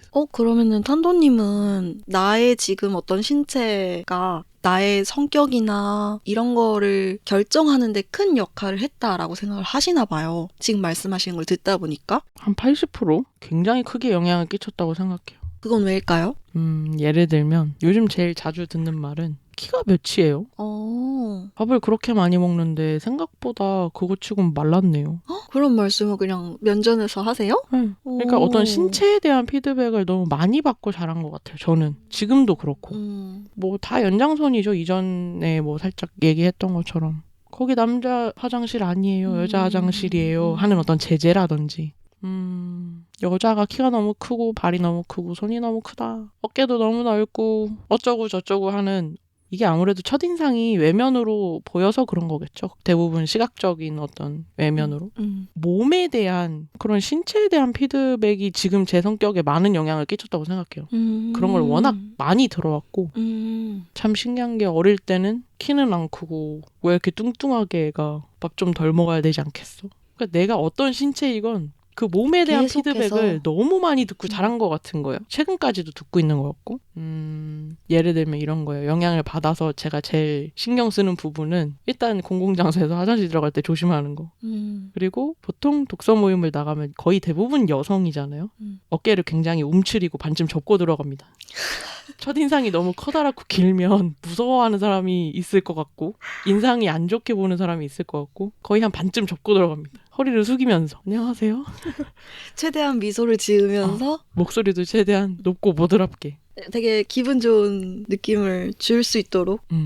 근데 이것도 어렵다. 뭐 사회생활을 할 때도 면접 자리를 간다든지 처음 나를 누가 보는 상황이면 진짜 얼굴에 경련이 날 정도로 웃고 몸을 움츠리지 않으면 뚱해 보인다는 소리를 많이 듣는 얼굴이에요. 볼살이 많아서. 짱구 볼살. 그냥 나는 음. 별 생각 없이 멍 때리고 있는 표정이어도 아무 생각 없는 표정이어도 뭐 화난 거 있어? 이런 얘기도 많이 들었고. 근데 그런 피드백이 계속 쌓이면 아무래도 신경이 안 쓰일 수가 없잖아요. 내가 아무리 뭐 초연해? 나는 괜찮아? 라고 말을 할지언정 사실 그게 신경이 안 쓰일 수가 없죠. 그런 게 지금 저의 성격을 많이 형성한 것 같아요. 그러게요. 듣고 보니까 그러네요. 저는 단순히 약간 신체가 달라지면 기호 같은 게 좀 달라질 거라는 생각은 했었어요. 내가 만약에 뭐 털이 많은 보들보들한 어떤 몸을 갖고 있다면 좀 더 더위를 많이 탈 테니까 옷을 좀 덜 입겠지. 옷을 좀 덜 입겠지? 여름보단 겨울에 조금 더 편안해지겠지? 그런 걸 더 좋아하게 되겠지? 뭐 이런 생각은 좀 했었는데 외형 자체가 주는 나에 대한 시선 그게 나한테 완전 성격으로 자리할 거라고까지는 생각을 좀 안 했던 것 같아요. 근데 막 엄청 화려한 앵무새 깃털을 만약에 이식을 받아요. 괜찮겠어요? 주변에 시선 받는 거 괜찮아요? 좋아하는 타입 아니잖아요, 그런 거. 안 좋아하는데 왠지 자신감이 생길 것 같지 않아요? 내가 뭔 짓을 해도 내 깃털보단 화려하지 않을 거야. 너무 웃기다. 뭔가 그런 느낌으로. 신기하네요. 아니 근데 만약에 저는 그것도 영향을 줄 것 같아요. 그렇게 몸을 바꿨어. 바꾼 건 좋아. 근데 주변에서 평하는 또 미의 기준이라는 게 있잖아요. 우리는 그걸 원치는 않지만 그렇게 바꿨는데 세상이 바뀐 거야. 무채색의 이렇게 색상이 화려하면 화려할수록 뭐야 저 사람 흔하게 막 아니 이렇게 막 멸시해. 그럴 수도 있잖아요. 그럴 수 있죠. 근데 내가 그 정도로 화려한 어떤 피부를 이식받았다면 그걸 이제 신경 안 쓸 것 같은데. 하긴 그래. 그걸 그건 신경 쓸 만큼의 어떤 게 아니겠죠? 뭔가 그런 데서 오는 이상한 자신감도 생길 것 같고 내면에 뭔가가 많이 변할 거라고 생각했는데 오히려 그 외면을 바꿈으로써 지금의 제 피부로는 사람과 어떤 접촉을 저는 되게 좋아하긴 해요. 그래서 뭔가 만지고 안고 뭐 손을 잡는다든지 이런 행위들을 즐겨 했는데 만약에 내가 돌고래와 같은 그 매끈한 피부와 지느러미를 갖게 된다. 그럼 그때 그 상대의 피부를 접촉하고 싶을까? 그렇진 않을 것 같아요, 또. 그 상대도 사실 취향이 있겠죠. 그거 너무 미끄러워 너 약간 이렇게 할 수도 있고. 어쩌라고 이렇게 될 거긴 한데 미끄러운 건 어떻게 할 수 없잖아. 돌고래 피부에서도 냄새 같은 게 날까요? 나지 않을까요? 채취 같은 게 날까? 그 피부도? 저는 몰라요. 안 맡아봐서 모르고 돌고래를 그렇게 가까이서 본 적이 본 적이 없어서 없어. 모르는데 그냥 막연히 생각했을 때는 약간 물 비린내가 날 것 같다는 생각이 들긴 그래, 해요. 나도 그런 느낌이 살짝 드는데 실제로 맡아본 적은 없어가지고. 없으니까. 그리고 만나러 갈 생각도 없으니까 그 녀석은 그 녀석의 삶을 살게 냅둘 거니까 저는. 어떨까? 제가 한번 이식받고 알려드릴게요. 나는지 안 나는지. 근데 그렇게 되면 진짜 안 씻나? 씻을 필요가 없나요? 그 왠지 특수 용액으로 씻어야 될 것 같지 않아요? 하긴 근데 물속에 계속 있으니까 아니 그럼 물 바깥에 있어도 그 피부가 피부이긴 해야 되는 거잖아. 그럼 맨날 뭘 바르고 있어야 될까? 젤 같은 거 이제 알로에 젤 이렇게 계속 바르고 있는 거야. 맨날 뭔가를 발라서 관리를 수딩젤 해줘야 같은 되는 거. 걸까? 아, 좀 괴로운데 그러면? 그 신경을 되게 많이 써야 되는 피부일 수도 있어요. 물살이 피부는. 약간 코팅막 이게 인공 피부니까 관리가 편하게끔. 오히려 쉬울 수도 있죠. 물로만 쫙 하면 그냥 샤라락 씻겨나가는 약간 그런 걸 수도 있고. 때는 잘 안 낄 것 같지 않아요? 근데 상처 나오면 되게 아플 것 같아. 그게 낫는 게 되게 오래 걸릴 것 같은데. 근데 그러면 봐봐요. 만약에 정확히 모르지만 돌고래 피부여서 그런 날카로운 것에 약한 어떤 피부가 되면 조심하게 될 것 같지 않아요? 더 조심성이 생기겠죠. 그러니까 이제 저는 그렇게 생각한 거죠. 그게 성격까지 생각 못했고 조심성이 생기니까 그런 장소를 싫어하는 사람이 된다. 로만 생각을 했던 거죠. 덤불이 우거진 숲길을 싫어한다거나 뾰족뾰족한 뭐 장미 같은 꽃을 별로 좋아하지 않는다거나 약간 그렇게만 생각을 했었던 것 같아요. 호불호 정도의 그 기호 차이가 생길 거다 정도로만 좀 생각을 했었는데 저는 내면 변화가 훨씬 클 거라고 생각했어요. 만약에. 물론 그 호불호가 맞겠죠? 뭐 조심하게 되잖아요. 많은 것들을. 새롭게 내 피부가 바뀌면. 그래서 제가 생각하기에는 그런 걸 조심하게 될 테니까 성격이 훨씬 조심스러워지겠네. 많은 것에. 새로운 도전이나 뭔가 더 걱정해야 할 요소가 많다는 것은 훨씬 조심스럽고 방어적인 사람이 되겠네? 라는 생각이 먼저 드는 것 같아. 오히려 저는 그 사실 위험성이라는 거는 어느 환경에 놓이느냐에 따라서 달라지잖아요. 그러니까 내가 삶의 터전으로 꾸리는 그 장소가 달라질 것 같다는 생각은 하거든요. 내가 좀 조심스러운 사람이 된다라기보다는 내가 사는 지형을 물이 많은 지형으로 간다든지 약간 이렇게 될 것 같긴 해요. 아, 환경을 아예. 환경을 바꿀 것 같아요. 내가 머무르기에 조금 편한 환경? 근데 말을 듣다 보니까, 탄도님 말씀하시는 걸 듣다 보니까, 맞는 것 같기도 하네요. 막 작은 생쥐나 나비나 이런 어떻게 보면 굉장히 작은 소동물들, 그리고 곤충들, 조금 약한 날개를 갖고 있는 곤충들은 더 조심하는 경향이 아무래도 있으니까 좀 경계심이 많다고 해야 될까요? 주변을 더 많이 살펴보게 되고 작은 새들도 보면은 조금만 근처에서 나를 위협할 수 있는 어떤 상대가 나타나면 계속 울면서 얘가 없어질 때까지 경계를 놓지 않잖아요. 그런 것처럼 저에게도 그런 위험 경보가 발동하는 횟수가 많아질 수는 있겠네요. 그렇다 보면 좀 방어적이 될 거라는 생각이 먼저 들었던 것 같아요. 그럴 수 있을 것 같아요. 생각해보면 인간인 채로 피부만 바뀐다면 사실 인간이면 또 환경을 먼저 바꿔버리긴 하겠네요. 그럴 것 같기도 하고요. 저도 듣다 보니까 환경이 먼저 바뀔 것 같긴 해요. 내가 아예 그 종이 되는 게 또 아니니까. 그 종으로 그 변환이 아니니까. 그런 거 생각하면 당연히 본질에 정말 많은 영향을 끼치고 세계와의 상호작용에 완전히 바뀌지 않을까? 진짜. 이렇게 피부 이식을 받는 사람들이 많아지면 다양성에 대한 포용력도 좀 더 높아질 것 같긴 한데 현재 솜솜 피부샵은 그렇지는 않은 걸로 나타나죠. 오히려 좀 아류처럼 표현이 그렇게 되는데 그런 얘기 나오거든요. 어떤 사람들은 지금의 자신이 아닌 다른 존재가 되기를 꿈꿔요. 그 욕망 중 쉽게 승인되는 것들은 거대한 시장을 이루죠. 하지만 승인받지 못한 욕망들도 결국은 어디론가 흘러들어 조그만 웅덩이를 만들어요. 그러니까 결국에 시장, 그 시장이 얼마나 형성되느냐, 그게 다수이냐 소수이냐, 그거에 따라서 인정되는 다양성과 인정 못하는 다양성이 나뉜다는 생각이 또 들어요. 이걸 어디까지 상품화할 수 있으며 이게 어느 정도의 수익을 가져올 것이며 정말. 근데 그나마도 이 피부관리숍의 사장님이 좀 양심적인 업자구나라고 생각이 들었거든요. 사실은 수부단이가 진짜 허무맹랑해 보이는 어떤 조건을 내걸고 계속 진상처럼 요청을 하잖아요. 아, 돈 얼마든지 줄 테니까 나 녹슬고 싶다. 금속으로 만들어줘라. 사실 진짜 불량한 어떤 업자라면 그래요, 좋습니다, 하시죠 이래가지고 싼마이 재료 써요 막. 씨. 수술 해줘버리고 그 업장 접고 튀어요. 돈 빡세게 챙기고 뭐 유지보수고 그 이후 사후 관리건 아무것도 신경 안 쓰고 이게 녹슬고 싶다고? 오케이, 좋아요, 싹 해가지고 해주고 튀어야죠. 근데 이 사람이 굉장히 양심적인 업자구나라고 느꼈어요. 그게 불법적인 업자 아니에요? 그럼 그게 너무 사기꾼 아니에요 그거? 그러니까 이거 자체가 불법으로 여겨진다면서요. 인공 배양 해가지고 뭐 이게 불법이라기보단 약간 그 선을 왔다 갔다 한다로만 저는 읽긴 했었는데 이게 막 골목 자체가 단속 많이 받는 골목이라고 하지 않았어요? 그래서 불법과 합법을 아슬아슬 오가는 단속과 소송의 온상지 14쪽에 있어요. 불법과 합법을 아슬아슬. 요 자리가 사실 손님이 업자 고소하기도 힘들고 업자가 손님을 고소하기도 힘든 어떤 그런 동네란 말이죠. 뭐 거기에서 장사하는 거 치고 굉장히 양심적으로 하고 있구나. 이런 인상이 있었거든요. 그랬구나. 되게 현실적인 것 같아요. 진짜요. 저 밀리의 서재에서 이걸 처음으로 봤었는데 그때 진짜 충격적이었어요. 시작이 되게 추리소설처럼 시작을 해야 된다고 할까? 사실 남이 보면 사륙 파티였을 텐데 뭐 이런 얘기 나오잖아요. 맞아요. 언니.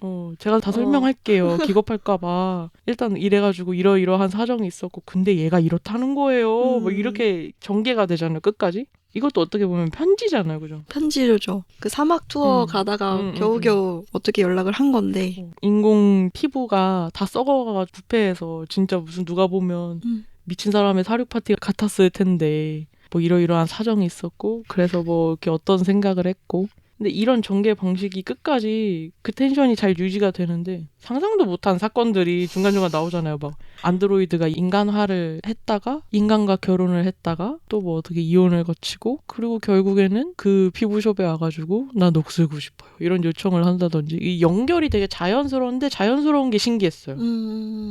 그리고 막 사실 죽은 줄 알았던 게 아니었고 어어어. 막 이런 그 흐름이 진짜 자연스럽죠. 그 작품명이 바뀌는 것처럼 처음에는 작품이 죽음의 맞아. 실행이었다가 나중에는 알고 보니 변화의 실행이었어요 라고 얘기를 하잖아요. 그것마저도 너무 김초엽스럽게 잘 풀어냈다. 이걸 어떻게 연결을 어, 자연스럽게 어, 했지? 어. 이런 생각이 많이 들어가지고 진짜 신기한 사람인 것 같아요. 지금 너무 웃긴 점 발견했는데요. 네. 마지막에 자꾸 김초엽 찬양으로 끝나게 되는 거. 짜증나요. 저도 다양하게 요목조목 이 책에 대해서 얘기하고 싶거든요. 근데 얘기를 하다 하다 보면 보면 자꾸 아, 진짜 그래서 이 김초엽 작가님 짜증난다. 어떻게 이렇게 쓰는 거야? 이게 그 욕심이 있어서 그런 것 같아요. 나도 이런 소설 쓰고 싶어. 맞아. 탄도님 그 말씀하셨죠. 되게 취미처럼 옛날부터 소설을 많이 썼거든요. 재밌어요. 그리고 꽤나 이제 몇 편 읽어봤는데 너무 재밌는데 더 안 주시더라고요. 아니 근데 전 단편을 못 쓰겠더라고요. 잘 쓰시는데 왜 못 이렇게 쓰시는? 뭔가 딱 완결성이 있고 빠르게 몰입시키는 단편 소설을 어떻게 쓰지? 이런 느낌이 탄도님 작품도 그래요. 아니요? 아니에요. 더 줘보세요. 일단 제가 제가 평가해드릴게요. 원하는 이 느낌이 진짜 이걸 내 언어가 너무 부족하다고 느껴요. 탄도님은 그럼 소설에서 어떤 내용을 좀 쓰고 싶은데요? 어떤 주제의식을 전달하고 싶은 게 있어요? 진짜 옛날부터 천착하던 게 인간이랑 인간이 아닌 존재의 관계. 그러니까 김초엽을 좋아할 수밖에 없네. 저는 그 관계성을 누구한테 한 줄 요약해보세요 이러면 이걸 어떻게 한 줄 요약해요? 그냥 읽으세요 하는 그 글을 내가 쓰고 싶거든요. 근데 맨날 김초엽 작가 작품에 그러고 있는 거예요. 이걸 어떻게 한 줄로 요약을 해? 그냥 일단 읽어. 그 우리 책 속에 쓰는 것도 고생했잖아요. 진짜 고민 이걸 어떻게 심했지. 요약하지 싶어가지고. 그러니까 이게 그런 글을 쓰고 싶은 욕심이 옛날부터 있으니까 이게 막 더 짜증나고 더 좋은 것 같아요. 그랬나 보다. 단편을 어떻게 이렇게 쓰는 거예요? 근데 진짜 너무 뭐라고 해야 될까? 설계가 되게 촘촘한데 그 안에서 하고 싶은 말이 명확히 있어. 근데 전달이 또 독자한테 되네? 근데 또 재밌네? 근데 짜증나. 소재는 또 너무 신선하네? 막 이게 네. 다 복합적이어서 상상력도 되게 신기하잖아요. 네. 어디로 트일지 모르겠고 사실 그 단편 중에 어디로 트일지 보이는 단편이 하나 있긴 했잖아요. 그죠? 네, 저는 그건 좀 그랬죠. 소금물 주파수? 소금물 주파수라는 단편은 사실 초반 조금 읽고 이건가 보다. 저도 그냥 이렇게 가겠다. 약간 이런 느낌이 들었는데 그래서 뭔가 그건 또 살짝 아쉽네. 이런 느낌이 있긴 했지만 재미가 없냐 이러면 그건 또 아니에요. 왜냐면 다른 작품을 너무 괜찮게 봤기 때문에 상대적으로 뭔가 그런 거였지. 그쵸? 그래서 계속 그렇게 결말이 나는 것 같아요. 이 사람 짜증난다. 슈퍼 포지티브. 너무 좋아. 인간의 재료가 달라진다면 인간과 세계의 상호작용. 난 그래서 완전히 바뀐다. 상호작용이 바뀌긴 바뀔 것 같아요. 저도.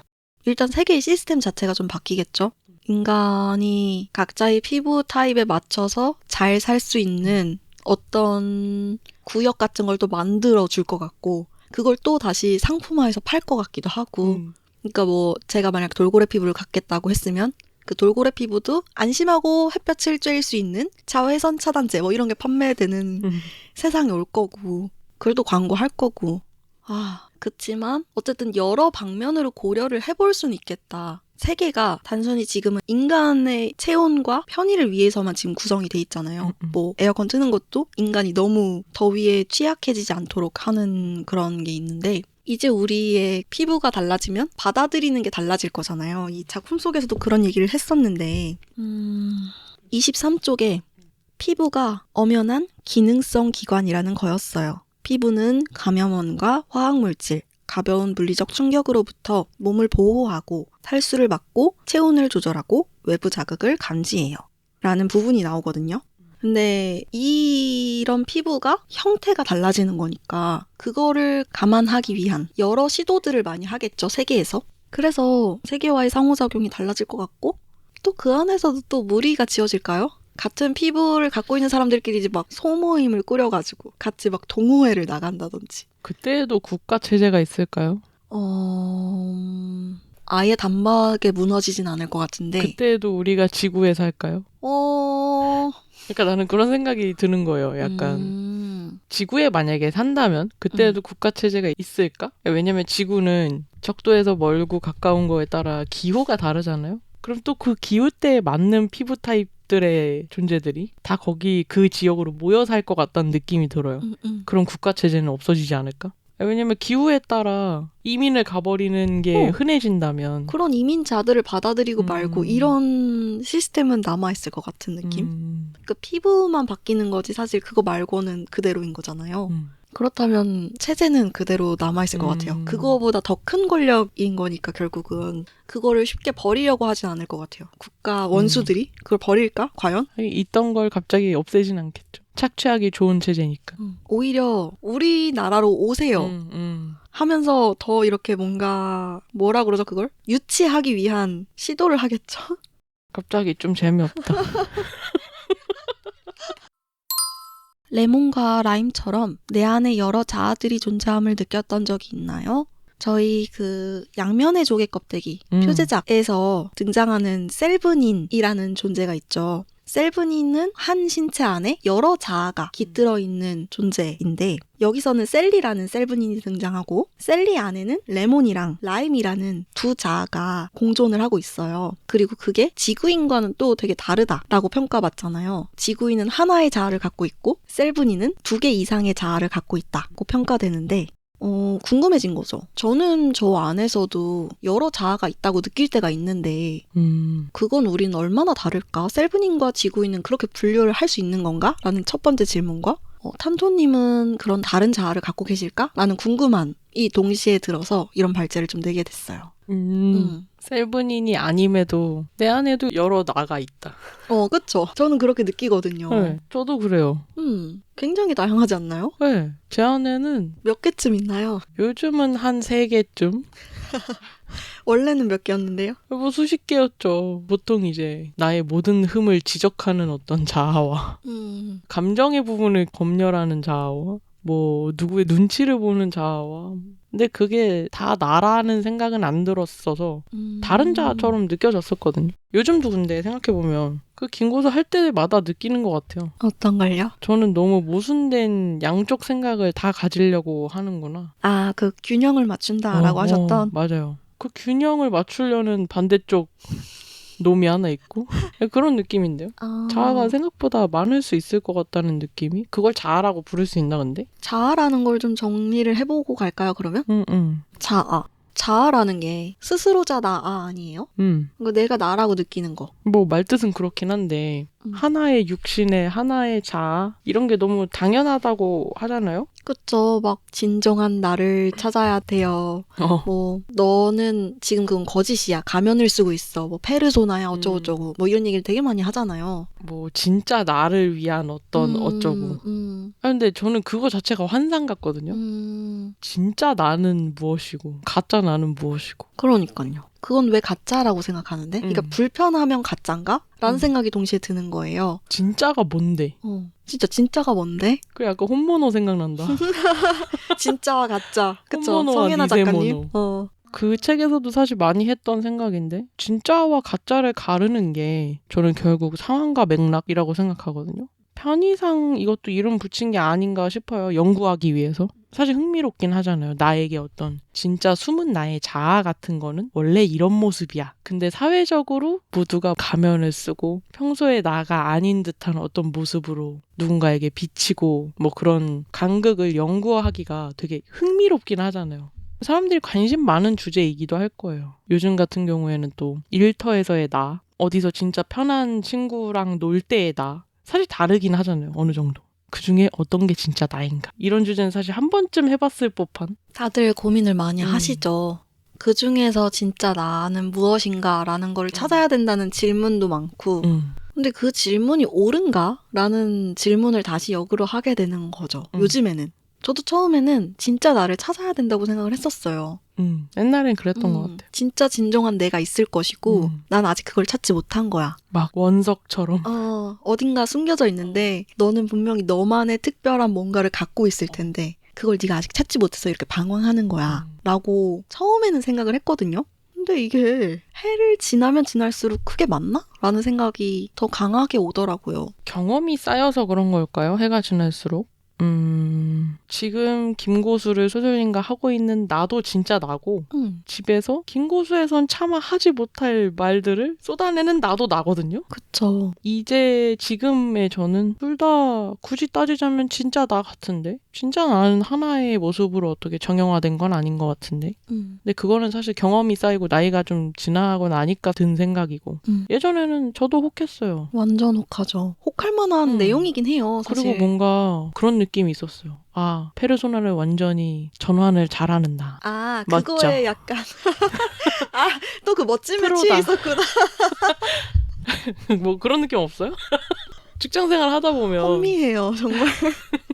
직장생활 하다 보면 아, 집에선 이렇지만 일터에 나가면 아, 또 진짜 개쩌는 가면을 순식간에 전환하는 프로페셔널한 나. 뭐 이런 저는 그거에 고민이 있었어요, 사실.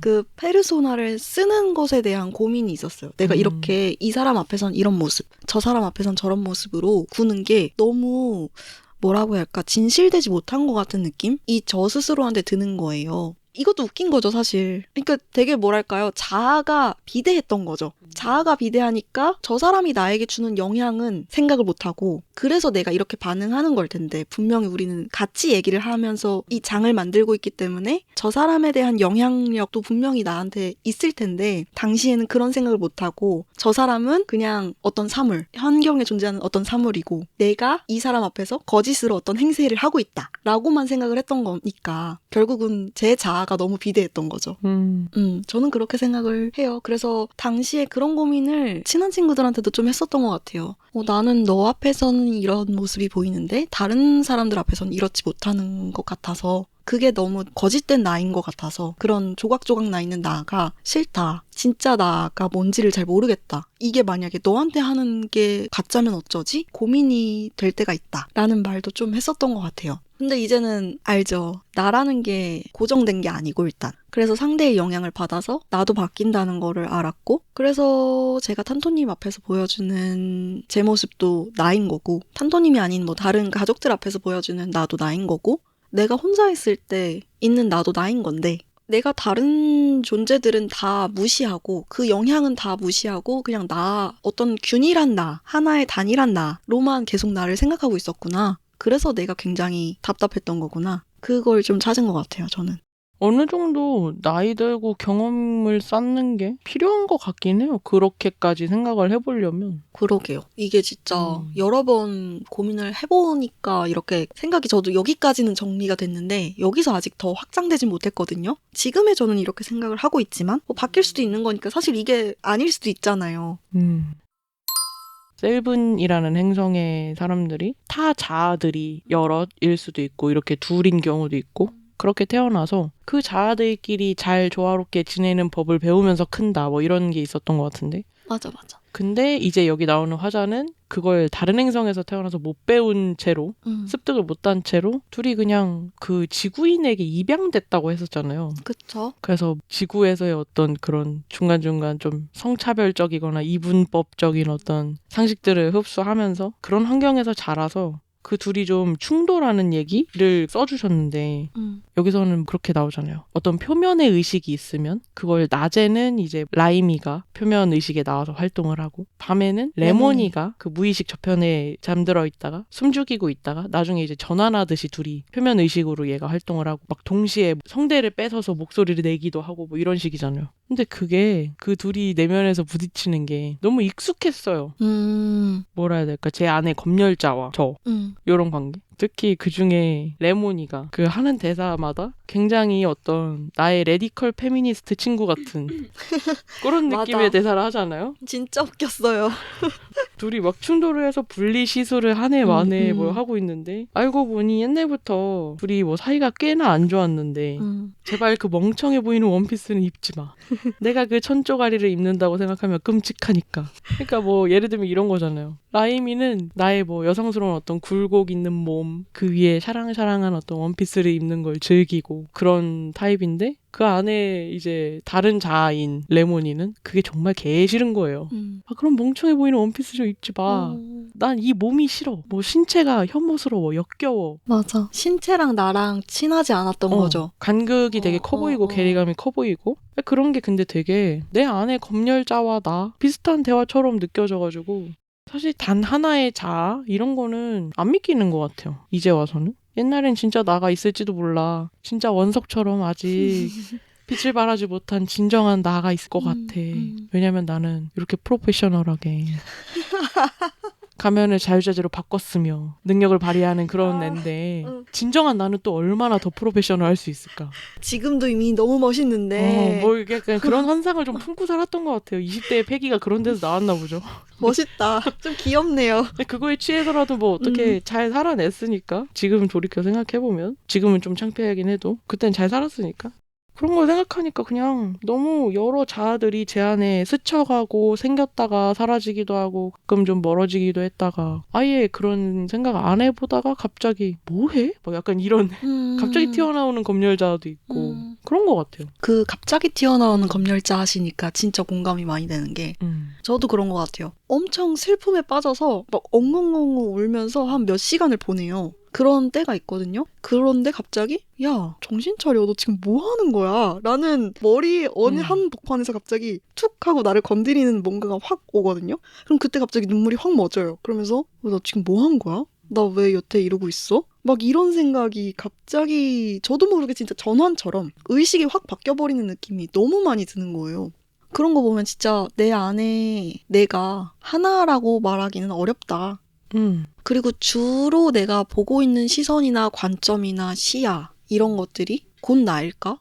그것도 또 아닌 것 같다는 생각도 들고 그것만으로 나라고 표현하기엔 또 아쉬운 부분들이 있고 딱히 이렇게 뭐 이름을 붙여보진 않았지만 정말 꾸준히 활동하는 자들은 있어요. 이렇게 생각하면 이제 이름을 붙여줄 때가 된 것 같기도 하고 약간 그건 거죠. 그 왜 인사이드 아웃에 여러 뭐 감정이들이 나오잖아요. 슬픔이, 소심이, 뭐 불안이 뭐 이런 애들 나오는 것처럼 주요 그 자아는 있죠. 자주 활동하는. 저도 있긴 있어요. 이름 한번 붙여줄까요? 그 친구한테? 그럴까요? 뭐 대표적인 애로는 균형이 저의 모든 첫 생각을 반대하는 녀석이 극단적으로 반대하는 녀석. 또 하나는 조망이로 붙일 수 있겠네요. 이렇게 막 관조하듯이. 옛날에 얘기 한번 한 적 있죠. 다른 모임에서. 저는 맨날 제가 CCTV가 된 것처럼 구석 어딘가 천장에 달려서 모두를 지켜보는 느낌이 들 때가 많거든요. 저는 그런 느낌은 한 번도 받아본 적이 없어요. 그래서 되게 신기하고 기억에 많이 남았어요. 새의 눈처럼 멀리서 조망을 한다. 내가 CCTV처럼 내가 이 상황의 모든 장면을 나까지 포함해서 사진 찍듯이 기억이 나거든요. 맞아요. 이미지로. 그날 이 사람이 무슨 색 옷 입었고 그때 모자 썼던 것 같은데 내 시야에 모자 챙이 보이고 막 이런 이미지로 기억이 나거든요. 그 둘이 제일 오래된 것 같아요. 균형이랑 조망이. 우왕 진짜 저랑 다르다. 또 어떤 친구 있어요? 저는 약간 우왕이가 있어요. 우왕이.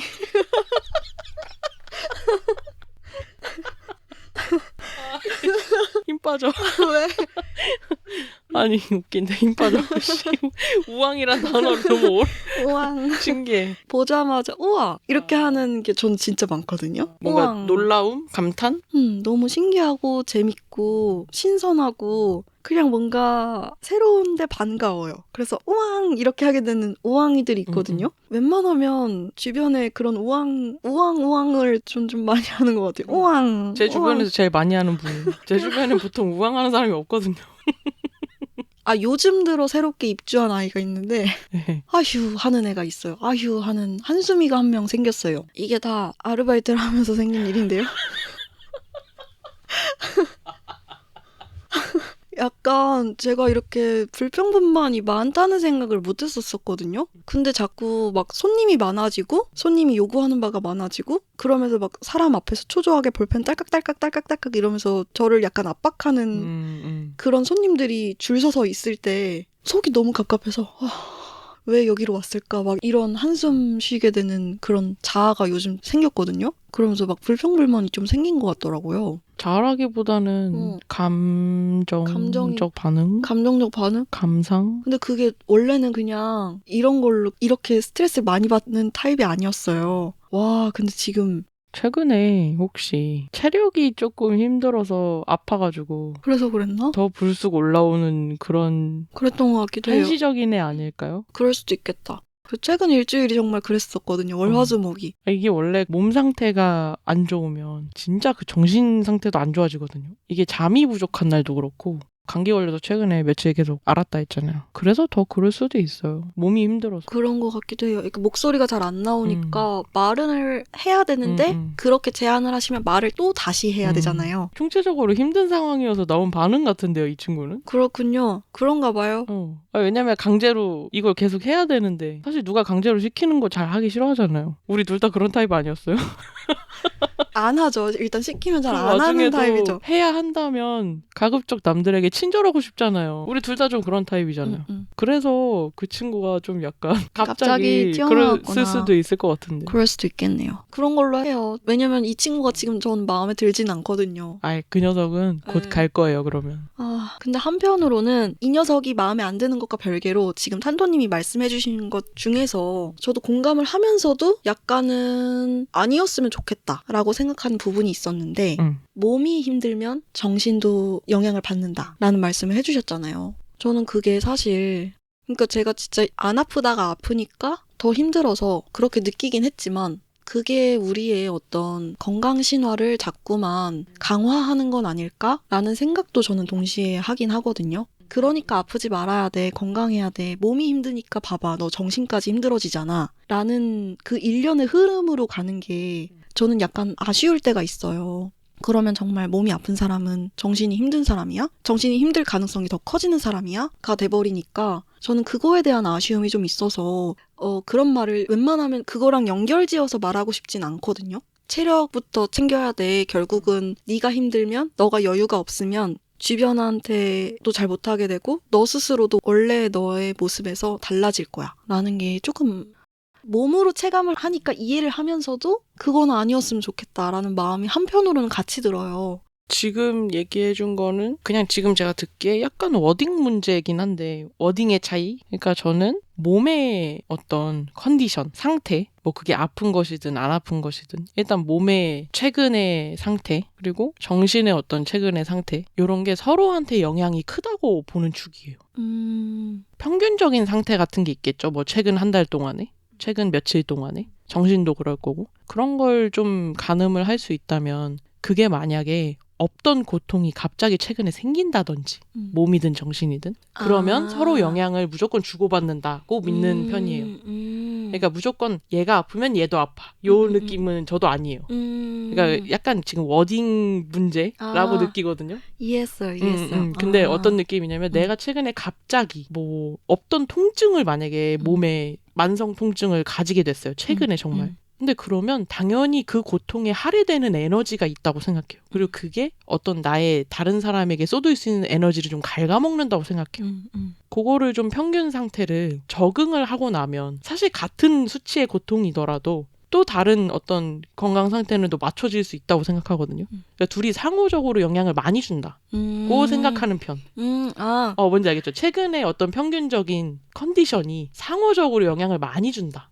라고 생각하는 편. 이해했어요. 그래서 이게 적응이 된다면 어떤 고통도 내가 만약에 익숙해지고 적응되는 시간이 흘러서 이게 나의 평균적인 상태가 된다면 또 그때 쓸 수 있는 어떤 에너지는 쓸 수 있겠죠.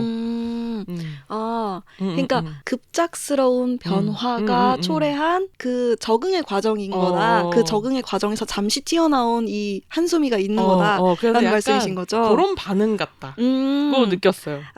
완전히 이해했어요. 그렇죠. 그렇다면 제가 오해한 부분이었고요. 봐봐요. 이 불완전한 언어 체계. 소통. 근데 너무 좋지 않아요? 그래서 우리는 계속해서 부연을 하잖아요. 그 아바타처럼 촉수를 좀 연결해봤으면 좋겠어요. 아니야. 근데 그거보다 이렇게 얘기하는 것도 좋잖아요. 네. 아무튼 그래서 최근에 이제 며칠을 아팠다고 내가 또 들어가지고 그게 이제 생각이 나서 그럼 최근에 컨디션이 진짜 안 좋으면 사실 체력이 안 좋으면 우리가 몸으로 좀 느끼지 않아요? 그쵸. 누군가한테 친절하기가 힘들잖아요. 일단 서 있는 거 자체가 힘드니까 근데 막 5시간씩 서 있어야 되고 이러니까 사실 매장에서 어떤 응대를 하는 일을 하면 계속 말을 하고 내가 막 목이 아파도 해야 되고 하는 게 있으니까 그냥 그러면 사실 힘들어요. 맞아요. 그 녀석은 일시적인 방문일 수 있다. 그래 그래, 한숨아, 다시 가라. 뭔가 검열하는 자도 있지 않아요? 한 명씩은 다 있는 것 같아요. 검열한 자는 없진 않죠. 걔는 늘 함께 했어요. 그 친구에게도 애칭을 하나 이름을 붙여줘요. 제멋대로 지휘관. 재관이라고 해볼게요. 뭐 지휘를 많이 하나요? 지휘를 아주 제멋대로 해요, 제멋대로. 근데 제가 검열하고 싶지 않을 때도 검열을 막 해버리니까 얘가.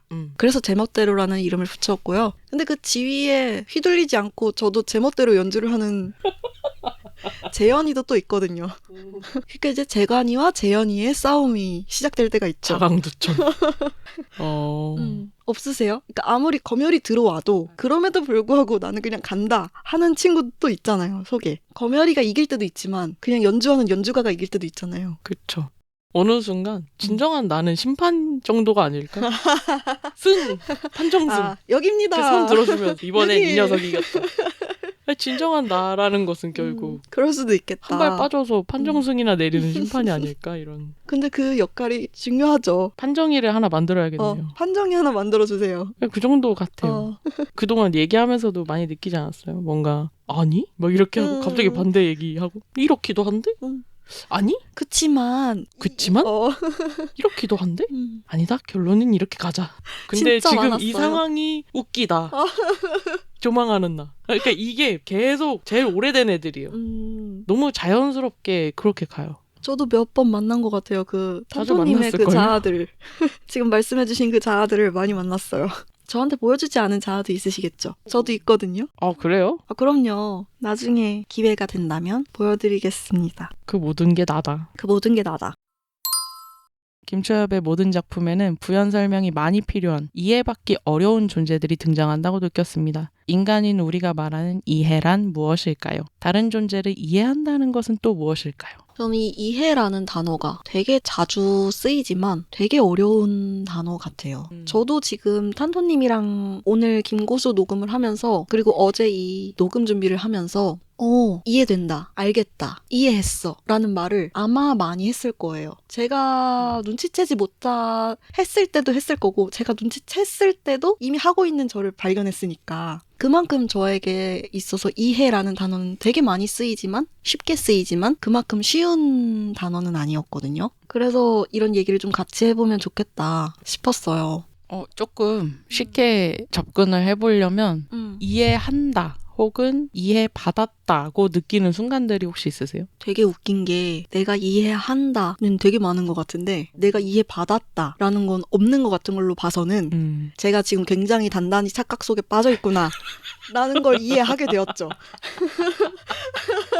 왜냐하면 이해받았다라는 생각은 그러니까 이게 약간 엄격한 것 같아요. 이해받았다는 건 저의 마음 상태나 어떤 상황을 거의 한 90%는 이해를 해야 이해받았다 라고 생각을 하는 반면에 이해한다라는 거는 그 사람의 상황 맥락 모든 게 조금 잘라진 채로 내가 들은 그 말이 어떤 뜻인지 알겠어. 대충. 대충. 언뜻. 요런 느낌이구나. 요런 뉘앙스구나. 뽀스라기 같은 요 조그만한 그런 느낌이구나. 만으로도 내가 이해했어. 라고 쉽게 생각을 하는 것 같고 동시에 이해받았어가 되려면 나의 모든 것들을 다 알고 있어야 되는 걸로 봐서는 여전히 저의 중심엔 제가 크군요. 그런 생각도 들고 이해라는 거를 오늘 얘기해보고 싶다고 어제 알려줘서 생각을 좀 많이 해봤거든요. 저도 비슷하게 생각했어요. 남들이 나를 이해를 할 때 99%를 이해해도 저는 이해받았다는 느낌은 안 들어요. 99%를 이해했는데도요? 어차피 영원히 이해할 수 없는 1%가 있어.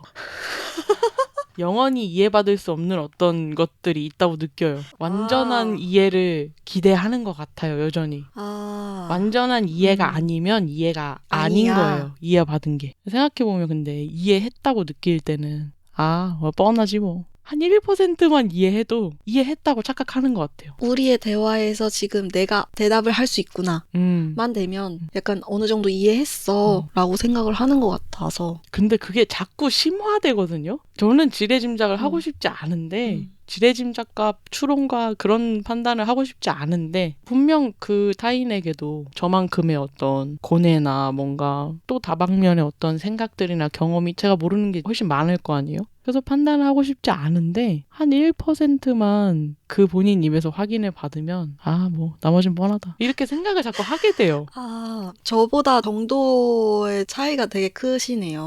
그러니까 그런 나를 또 짜증내요. 싫어하고. 싫어하고. 그쵸? 그래서 아까 그 조망이가 넌 뭐 다를 것 같아? 다 똑같아. 약간 이렇게 하고 또 판단이가 그래 그건 제 말이 맞아. 예승, 넌 이해를 못했어. 넌 이해를 하지도 못하고 이해를 받지도 못하는 거야. 그리고 그 균형이가 어. 이제 또 반대 얘기를 하는 거죠. 근데 여태 다 맞았잖아.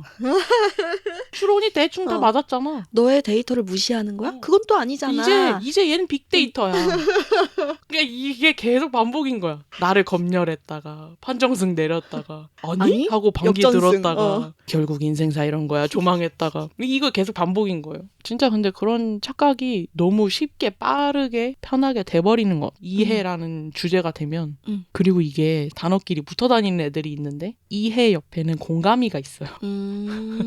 공감. 조금 더 설명을 해주시죠. 어떤 느낌인지 어렴풋이 알겠는데 이게 또 이해라고 말하기에는 약간 아쉬우니? 이게 이해랑 공감이 세트로 붙어 다니는데 저는 순서가 무조건 이해 다음이 공감이라고 생각이 되거든요. 그러니까 이해하는 신용이라도 해야 공감도 할 수 있다고 생각해요. 그리고 남들이 보기에도 저 사람이 나한테 공감해주네? 이해했나 보다. 라고 생각을 하시니까. 그래서 약간 선행과제처럼 이해 다음 공감이 자연스럽게 따라온다고 생각하거든요. 그리고 그 이해 앞에 또 선행은 인지. 아, 이런 상황이구나. 네, 그냥 보는 거, 겪게 되는 거, 관찰되는 거, 갑자기 그냥 눈안에 들어온 거. 그게 약간 세트처럼 순서가 돼 있는데 사회화가 되다 보니까 일단 공감하는 신용을 잘하게 됐어요. 아, 앞에 이해가 없더라도요? 앞에 걸 다 건너뛰어도 공감으로 바로 갈 수가 있다고요? 사회화가 되니까 공감하는 신용을 잘하게 됐어요. 어떤 식으로요? 이를테면? 그랬겠다. 그러니까 공감 자판기처럼. 힘들었겠다. 이런 거요? 그래서 막 옛날에 꿀팁이라고 여친 말 끝마디 따라하면서 응답해주면 여친이 되게 좋아한다. 이런 꿀팁이 있었거든요. 그런 게 있었어요? 끝말을 따라해라? 누구한테 공감하는 거를 마음에서 우러나오지 않으면 남자들아 머리를 비우고 그냥 여친 끝마디를 따라해서 공감하는 신용이라도 해라. 요거였어요, 논지는. 그게 막 연애 꿀팁처럼 돌아다니던 때가 있었거든요. 이런 거예요? 그럼 배고파. 배고파? 배고파. 그렇구나. 이렇게? 막 이래가지고 힘들었어요. 힘들었어. 잠깐 근데 피곤한데? 봐봐요. 만약에 모르는 남이 우리 대화를 보면 둘이 다정하게 대화하네 할 거예요. 이해해서 공감을 잘하고 있구나. 그러니까 그렇게 신용을 먼저 하게 되니까 어느 순간 이해가 더 어려워졌다는 생각이 들거든요. 그걸 학습한 거예요. 근데 그렇게 공감을 하는 신용을 하다 보면 나도 모르게 이렇게 체득되는 게 있잖아요. 공감 이후에 이해로 넘어갈 수 있진 않을까요? 공감이 신용일지언정 그게 이해로 넘어갈 수 있지는 못할까? 지금 아까 탄토님이 이해 다음이 무조건 공감이다 라고 말씀을 하셨는데 그 공감을 이해 없이도 할 수 있는 공감이 되었다면 역으로 넘어갈 수 있는 방법도 있지 않을까? 라는 그런 기대를 좀 품게 되거든요. 그럴 수 있었으면 좋겠는데 그러면 사실 공감이란 단어가 어쨌거나 감정에 좀 공명을 한다 이런 얘기잖아요. 그건 공감이 사실 아니지 않나? 이해 없이 공감을 하면?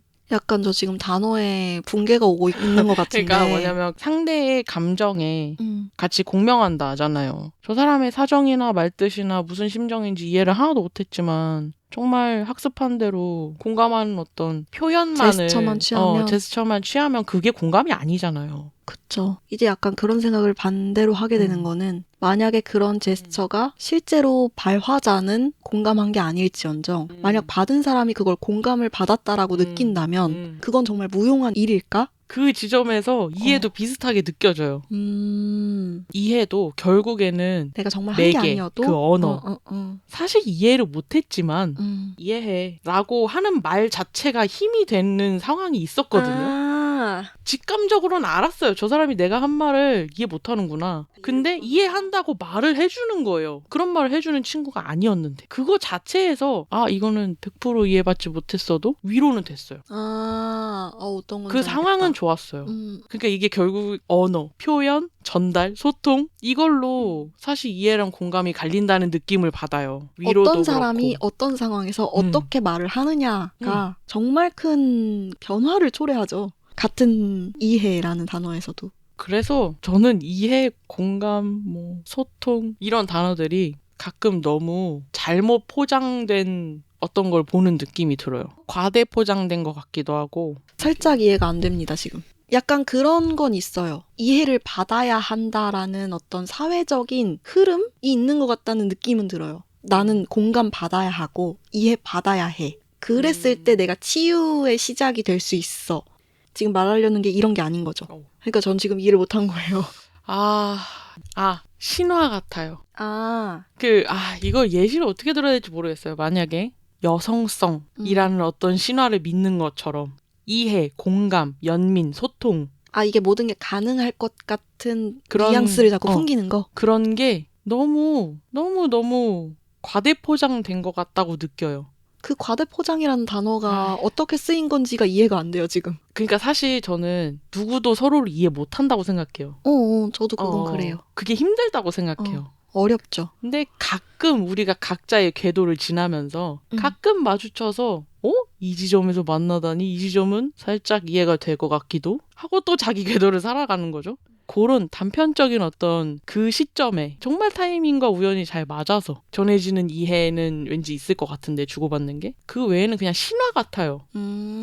이거 좋은 거야. 이게 너의 무기야. 이해를 잘하고 공감할 수 있고 이런 이게 게 사람과 연결시키는 어떤 단 하나의 도구야. 키야 이런 막 거. 핵심이야. 이런 신화 같아요.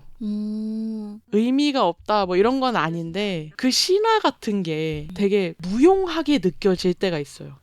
그렇군요. 어쨌든 확률이 굉장히 희박하기 때문에 신화라는 표현을 또 쓰신 것 같기도 해요. 집단적으로 그걸 추앙한다는 점에서 신화 같아요. 약간 종교처럼. 집단적으로 약간 어디서 세뇌당하듯이 왜 아까 몰두하는 사람들처럼 어떤 신화를 막 추앙하고 숭배하고 이것이 인류의 단 하나의 가치인 것처럼 그것만이 인간의 어떤 소명인 것처럼 그렇게 하는 게 무용하게 느껴져요. 그래요? 저는 그런 면에서는 탄도님이랑 다르네요. 저는 그 신화가 일단 무용하다고 생각하지 않고 그러니까 불가능하고 어렵고 안 되는 일이지만 100% 이해한다는 게 사실 불가하잖아요. 나도 나를 이해하는 게 어려운데 하물며 타인, 나랑 다른 개체의 어떤 존재를 내가 어떻게 100% 이해하겠어요. 그럼에도 불구하고 그런 시도를 하지 않으면 그럼 우린 뭐가 되지? 우린 어떻게 서로와 연결될 수 있지? 라는 생각을 저는 하거든요. 근데 그거 자체가 신화 같다는 말씀이신 거잖아요. 이해를 안 해도 연결될 수 있다? 연결은 될 수 있다고 생각해요. 우리가 서로 다른 가치관을 갖고 있어요. 우리는 이 사람이 발화하게 된 이유나 어떤 맥락이나 상황을 전혀 고려하지 않고 어떻게 우리가 연결을 할 수 있죠? 저는 그거야말로 불가능하다고 생각해요.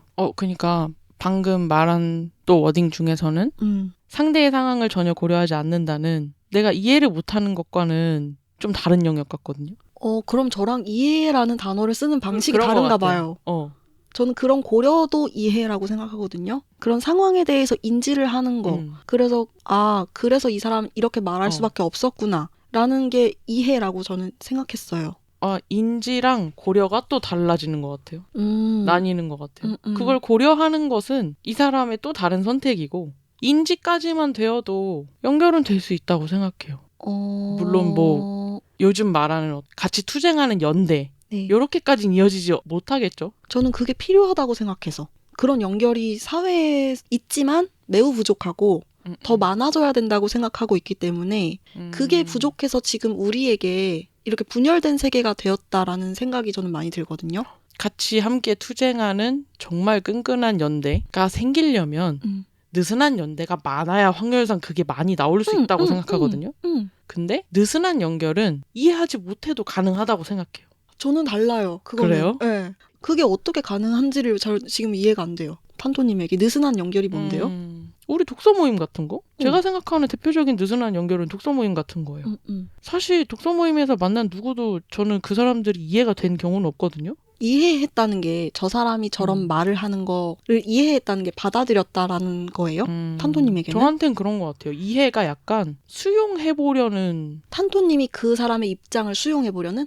일부를 좀 수용하는 태도가 이해 같고 저랑은 그러면 이해라는 뜻이 저랑 달랐던 것 같아요. 그런 것 같아요. 물론 이해가 어느 정도 돼야 투쟁도 같이 하고 연대할 수 있는 그런 공동체를 꿈꿔볼 수 있겠지만 이해를 못하더라도 느슨한 연결까진 가능하다. 제가 생각하는 이해는 저 사람이 저런 상황에서 저런 말을 할 수밖에 없었구나. 그 사람의 상황과 맥락과 환경과 조건과 그 사람의 말을 고려하게 되는 거. 그게 저한테는 이해거든요.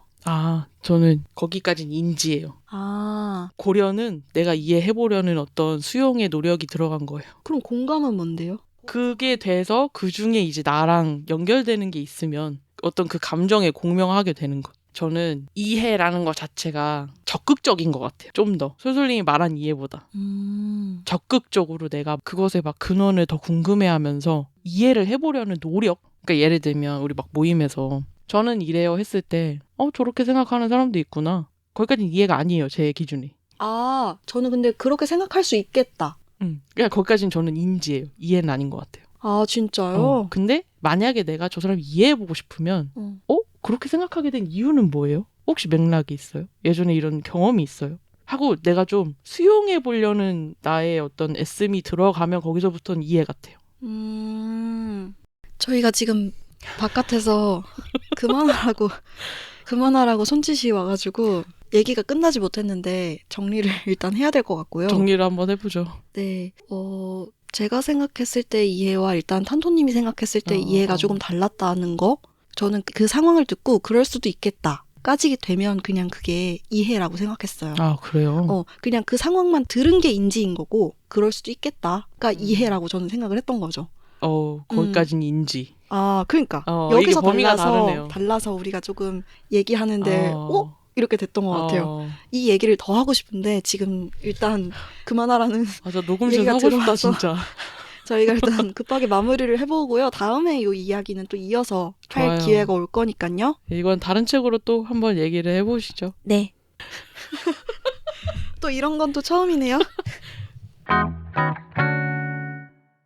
댓글 읽기 타임. 저희가 같이 알고 있는 지인님이시죠. Y님이 계신데요. 이분이랑 오랜만에 연락을 하다가 김고수 관련해서 피드백을 개인적으로 주셔서 제가 요거를 소개를 해드리려고 해요. 그나저나 살짝 고백하자면 김고수 너무 잘 듣고 있어요. 하트. 점점 서로의 발화량도 되게 밸런스 있어지는 것 같고 자리 잡는 느낌이 들어서 원래도 좋았지만 더 좋아졌답니다. 라고 카톡을 주셨어요. 거의 저희 초창기 때 요거 김고수를 시작하면서 저희가 독서 모임에 공개를 한번 했었잖아요. 독서 모임 지인분이신데 계속 팬이라고 하면서 들어주셨던 거 기억나시죠? 그때 저희 밥도 사주셨어요. 진짜 막 이런 콘텐츠를 만들어주셔서 감사하다고 밥을 사주시고 막 그래서 진짜 감동적이면서도 더 고마웠어요. 이미 들어주시는 것만으로도 너무 감사한데 그랬는데 여전히 계속 듣고 계시면서 지금 조금씩 더 좋아지고 있는 것 같아요 라는 피드백을 주시니까 너무 감동적이네요. 그때 솔솔님은 그 와인님의 개인 방송? 다른 플랫폼에서 하는 개인 방송에 출연 한번 하셨었잖아요. 그쵸. 그래서 그 다음에 저희 둘이 또 와인님을 초대 한번 하기로 했었는데 맞아요. 그게 지금 시간이 꽤 많이 흘러가지고 다음에 한번 초대를 일단 해보는 걸로 어떨까요? 가능하다면? 진짜 곧 해야 되는데 시간이 왜 이렇게 빨리 가죠 요즘? 너무 뭐 하느라 빨라요. 이렇게 바쁜 거예요? 진짜 이거는 일단 조율을 좀 해보는 걸로 하고 여름은 일단 제가 좀비 상태이기 때문에 넘어가고 조금 지나서 날이 좀 시원해지기 시작하면 저희가 좀 제대로 기획을 해서 구성을 좀 짜가지고 초대를 해보는 것으로. 너무 재밌을 것 같아요. 이 와인님도 말씀을 너무 잘하세요. 그쵸. 본인의 주관이 좀 있으시고 말씀을 또 재밌게 잘하시는 편이어서 좋아하지 않으실까 생각을 합니다. 그럼요. 앞으로도 들어주셨으면 좋겠어요. 늘 감사합니다. 들어주셔서 감사합니다, 와인님. 다른 댓글도 하나 달렸던데 탄토님이 이건 하나 읽어주시겠어요? 유튜브에 어린이 탐구 생활에 또 댓글이 하나 달렸습니다. 우왕. 그때 저희 모임장 수제비님이 바른 수제비님 달아주셨는데 저도 전에는 땡린이를 초보자니 귀엽게 이해해달라는 뜻으로 자주 썼고 쓰지 말자는 의견엔 나쁘게 쓰는 것도 아닌데 너무 민감한 거 아닌가 생각한 적도 있었어요. 그런데 곱씹어보니 이 표현뿐만 아니라 쓰는 사람의 의도와 상관없이 특정 집단의 특성을 상징화하는 것 자체를 지양해야겠더라고요. 나는 긍정적인 의도였을지 몰라도 특히 온라인 환경에서는 얼마든지 나쁜 의도로 변질, 악용될 소지가 크기도 하고 집단에 소속된 누군가는 불쾌하다 생각할 수도 있으니까요. 내뱉는 모든 말이 완벽할 수는 없지만 기회가 될 때 조금씩 생각해보고 고쳐나가면 누군가는 저를 다정한 어른이라고 생각해주는 날이 오지 않을까요? 히읗히읗. 이미 이렇게 댓글을 달아주신 것만으로도 그쵸. 정확히 그 생각을 하고 있었어요. 다정한 어른이다 라고 생각을 했고 네. 저는 이 문장이 되게 좋았어요. 쓰는 사람의 의도와 상관없이 특정 집단의 특성을 상징화하는 것 자체를 지향해야겠다라는 생각을 하셨다는 게 되게 좋았는데 사실 저는 행한 사람의 의도가 선했다면 그건 선한 것이다라고 생각하는 입장이긴 해요. 그런데 그걸 넘어서 내가 선했을지언정 타인에게 선하지 않게 닿을 수도 있으니 그것마저 조심해야겠다. 라고 한 발 더 나아가서 어떤 행동을 하시겠다라는 것처럼 느껴져서 더 멋지더라고요. 바른수제비님 좋아할 수밖에 없어. 이러는데 내가 어떻게 안 좋아해요. 아시겠어요? 바른수제비님? 제가 좋아한다고요. 강제. 저도 사실 초반에는 저 생각해본 적 있어요. 막 일부러 나쁘게 쓰는 것도 아닌데 땡니 많이들 쓰네? 근데 그거를 초창기부터 이 단어 그냥 쓰지 마 하는 친구가 있긴 있었어요 또. 너무 민감해 보이려나? 라고 생각한 적이 저도 살짝 있었거든요. 근데 생각하면 할수록 안 되겠구나 라고 저도 확신하는데 조금 시간이 걸렸어요. 편하고 귀엽게 이해해달라고 말하기가 진짜 좋잖아요. 저도 근데 이것저것 어린이에 대해서 좀 관심을 더 갖고 이것저것 또 읽고 파헤치다 보니까 이런 말들을 애초에 안 쓰는 게 좋구나 라고 확신을 하게 된 거지. 그 전까지는 이런 것까지 신경 쓰고 살아야 되나 이런 자조적인 어떤 것도 있었고 그래서 되게 공감이 많이 됐어요. 댓글 보면서. 근데 바른수제비님은 정리를 잘해요 참. 그러니까 제 안에 마구잡이로 굴러다니던 생각들이 있는데 가끔 바른수제비님이 저랑 어떤 코어 뇌관이 연결돼 있는 사람처럼 느껴질 때가 있거든요. 그 첫 만남 때부터 이 말씀을 진짜 주구장창 하셨는데 저랑 영혼의 쌍둥이 같아요. 막 이런 얘기로 첫 만남에 했었다고 저는 기억을 잘 못하고 있었는데 그래서 되게 부담스러워 하셨단 말이에요 처음에. 그래서 정말 취향도 다르고 알고 보면 또 다른 점이 많지만 가끔 등 한가운데 벅벅 잘 긁어주는 느낌이 들 때가 있거든요. 되게 개운하고 시원하게 진짜 말씀을 뭐랄까요? 사이다처럼 톡? 명료하게 딱 정리해서 말씀 잘 하시잖아요. 네. 그래서 이제 그런 느낌이 딱 댓글에서도 들어서 공감도 많이 됐고 이미 이렇게 댓글을 써주신 게 진짜 이미 다정한 어른 대열에 들어섰습니다. 이미 너무 다정한 어른이라고 생각하는 둘이 최소한 존재를 한다는 거 그럼요. 명심해주세요. 다정한 바른수제비야! 사랑받아라. 어린이 얘기를 정말 하길 잘했다. 제가 며칠 전에 또 이거를 출퇴근하면서 새로 들었거든요. 재밌더라고요. 그러니까 시간차를 두고 들으니까 또 다시 재밌죠. 업로드된 걸 또 한번 싹 들었는데 마침 댓글이 딱 괜찮은 게 있어서 오늘 읽을 생각을 하면서 좋았습니다. 기분이. 진짜요. 너무 감사한 댓글이었습니다. 늘 들어주셔서 감사합니다. 감사합니다. 다음 책 드디어. 우와, 제가 너무 하고 싶었던 책. 진짜 벼르고 별렀던 그 책. 김희경 작가님의 에이징 솔로라는 책인데요. 내용을 살짝 설명을 드리면 2023년 기준 혼자 나이 들어가는 중년 1인 가구가 전체 1인 가구의 37.6%를 차지한다고 합니다. 특히 나이가 들어갈수록 1인 가구에게는 외로움과 돌봄이 주된 걱정거리가 되곤 하는데요. 에이징 솔로는 그중에서도 40, 50대 4050 비혼 여성 19인의 인터뷰를 모아 차별, 걱정, 현실, 희망 등 갖가지 주제로 나누고 묶어서 비혼 여성의 실제 삶을 보여줍니다. 한국 사회에서 결혼을 선택하지 않은 이유, 외로움에 대처하고 친밀감을 만들어가는 방법, 노후를 준비하는 여정까지 1인분의 삶을 책임지며 살아가는 생활인들의 이야기를 읽으면서 미리미리 현실적인 대책들을 마련해 두면 어떨까요? 혼자 나이 들어가는 모든 이들이 참고할 지침서. 다음화에서 본격적으로 이야기 나눠보겠습니다. 너무 기대되는 책이에요. 저희 예전에 한번 떠들었었던 기억이 나는데 나중에 얘기해야겠죠? 저희 다음화 업로드는 8월 7일 금요일입니다. 각 플랫폼에서 오후 3시 이후부터 확인하실 수 있어요. 그럼 오늘은 여기까지. 김고수 북클럽은 여성이 쓰고 여성이 즐거울 수 있는 여성들의 이야기를 찾고 있습니다. 언제나 수제비 친구들의 댓글을 두 팔 벌려 기다리고 있습니다. 지금 듣고 계신 플랫폼의 상세 정보란에서 리틀리 페이지를 확인해보세요. 저희의 다양한 활동을 둘러볼 수 있어요. 26년 4월 드디어 김고수 북클럽 공식 뉴스레터 발행을 시작했어요. 수제비 친구들을 위한 작고 단단한 읽을거리 서비스 제비레터. 녹음 비하인드와 추천 콘텐츠를 담아 매월 2번 찾아뵐게요. 그럼 지금까지 김치 고구마 수제비 북클럽에서 김치를 맡은 탄토, 고구마를 맡은 솔솔이었습니다. 또 만나요. 안녕.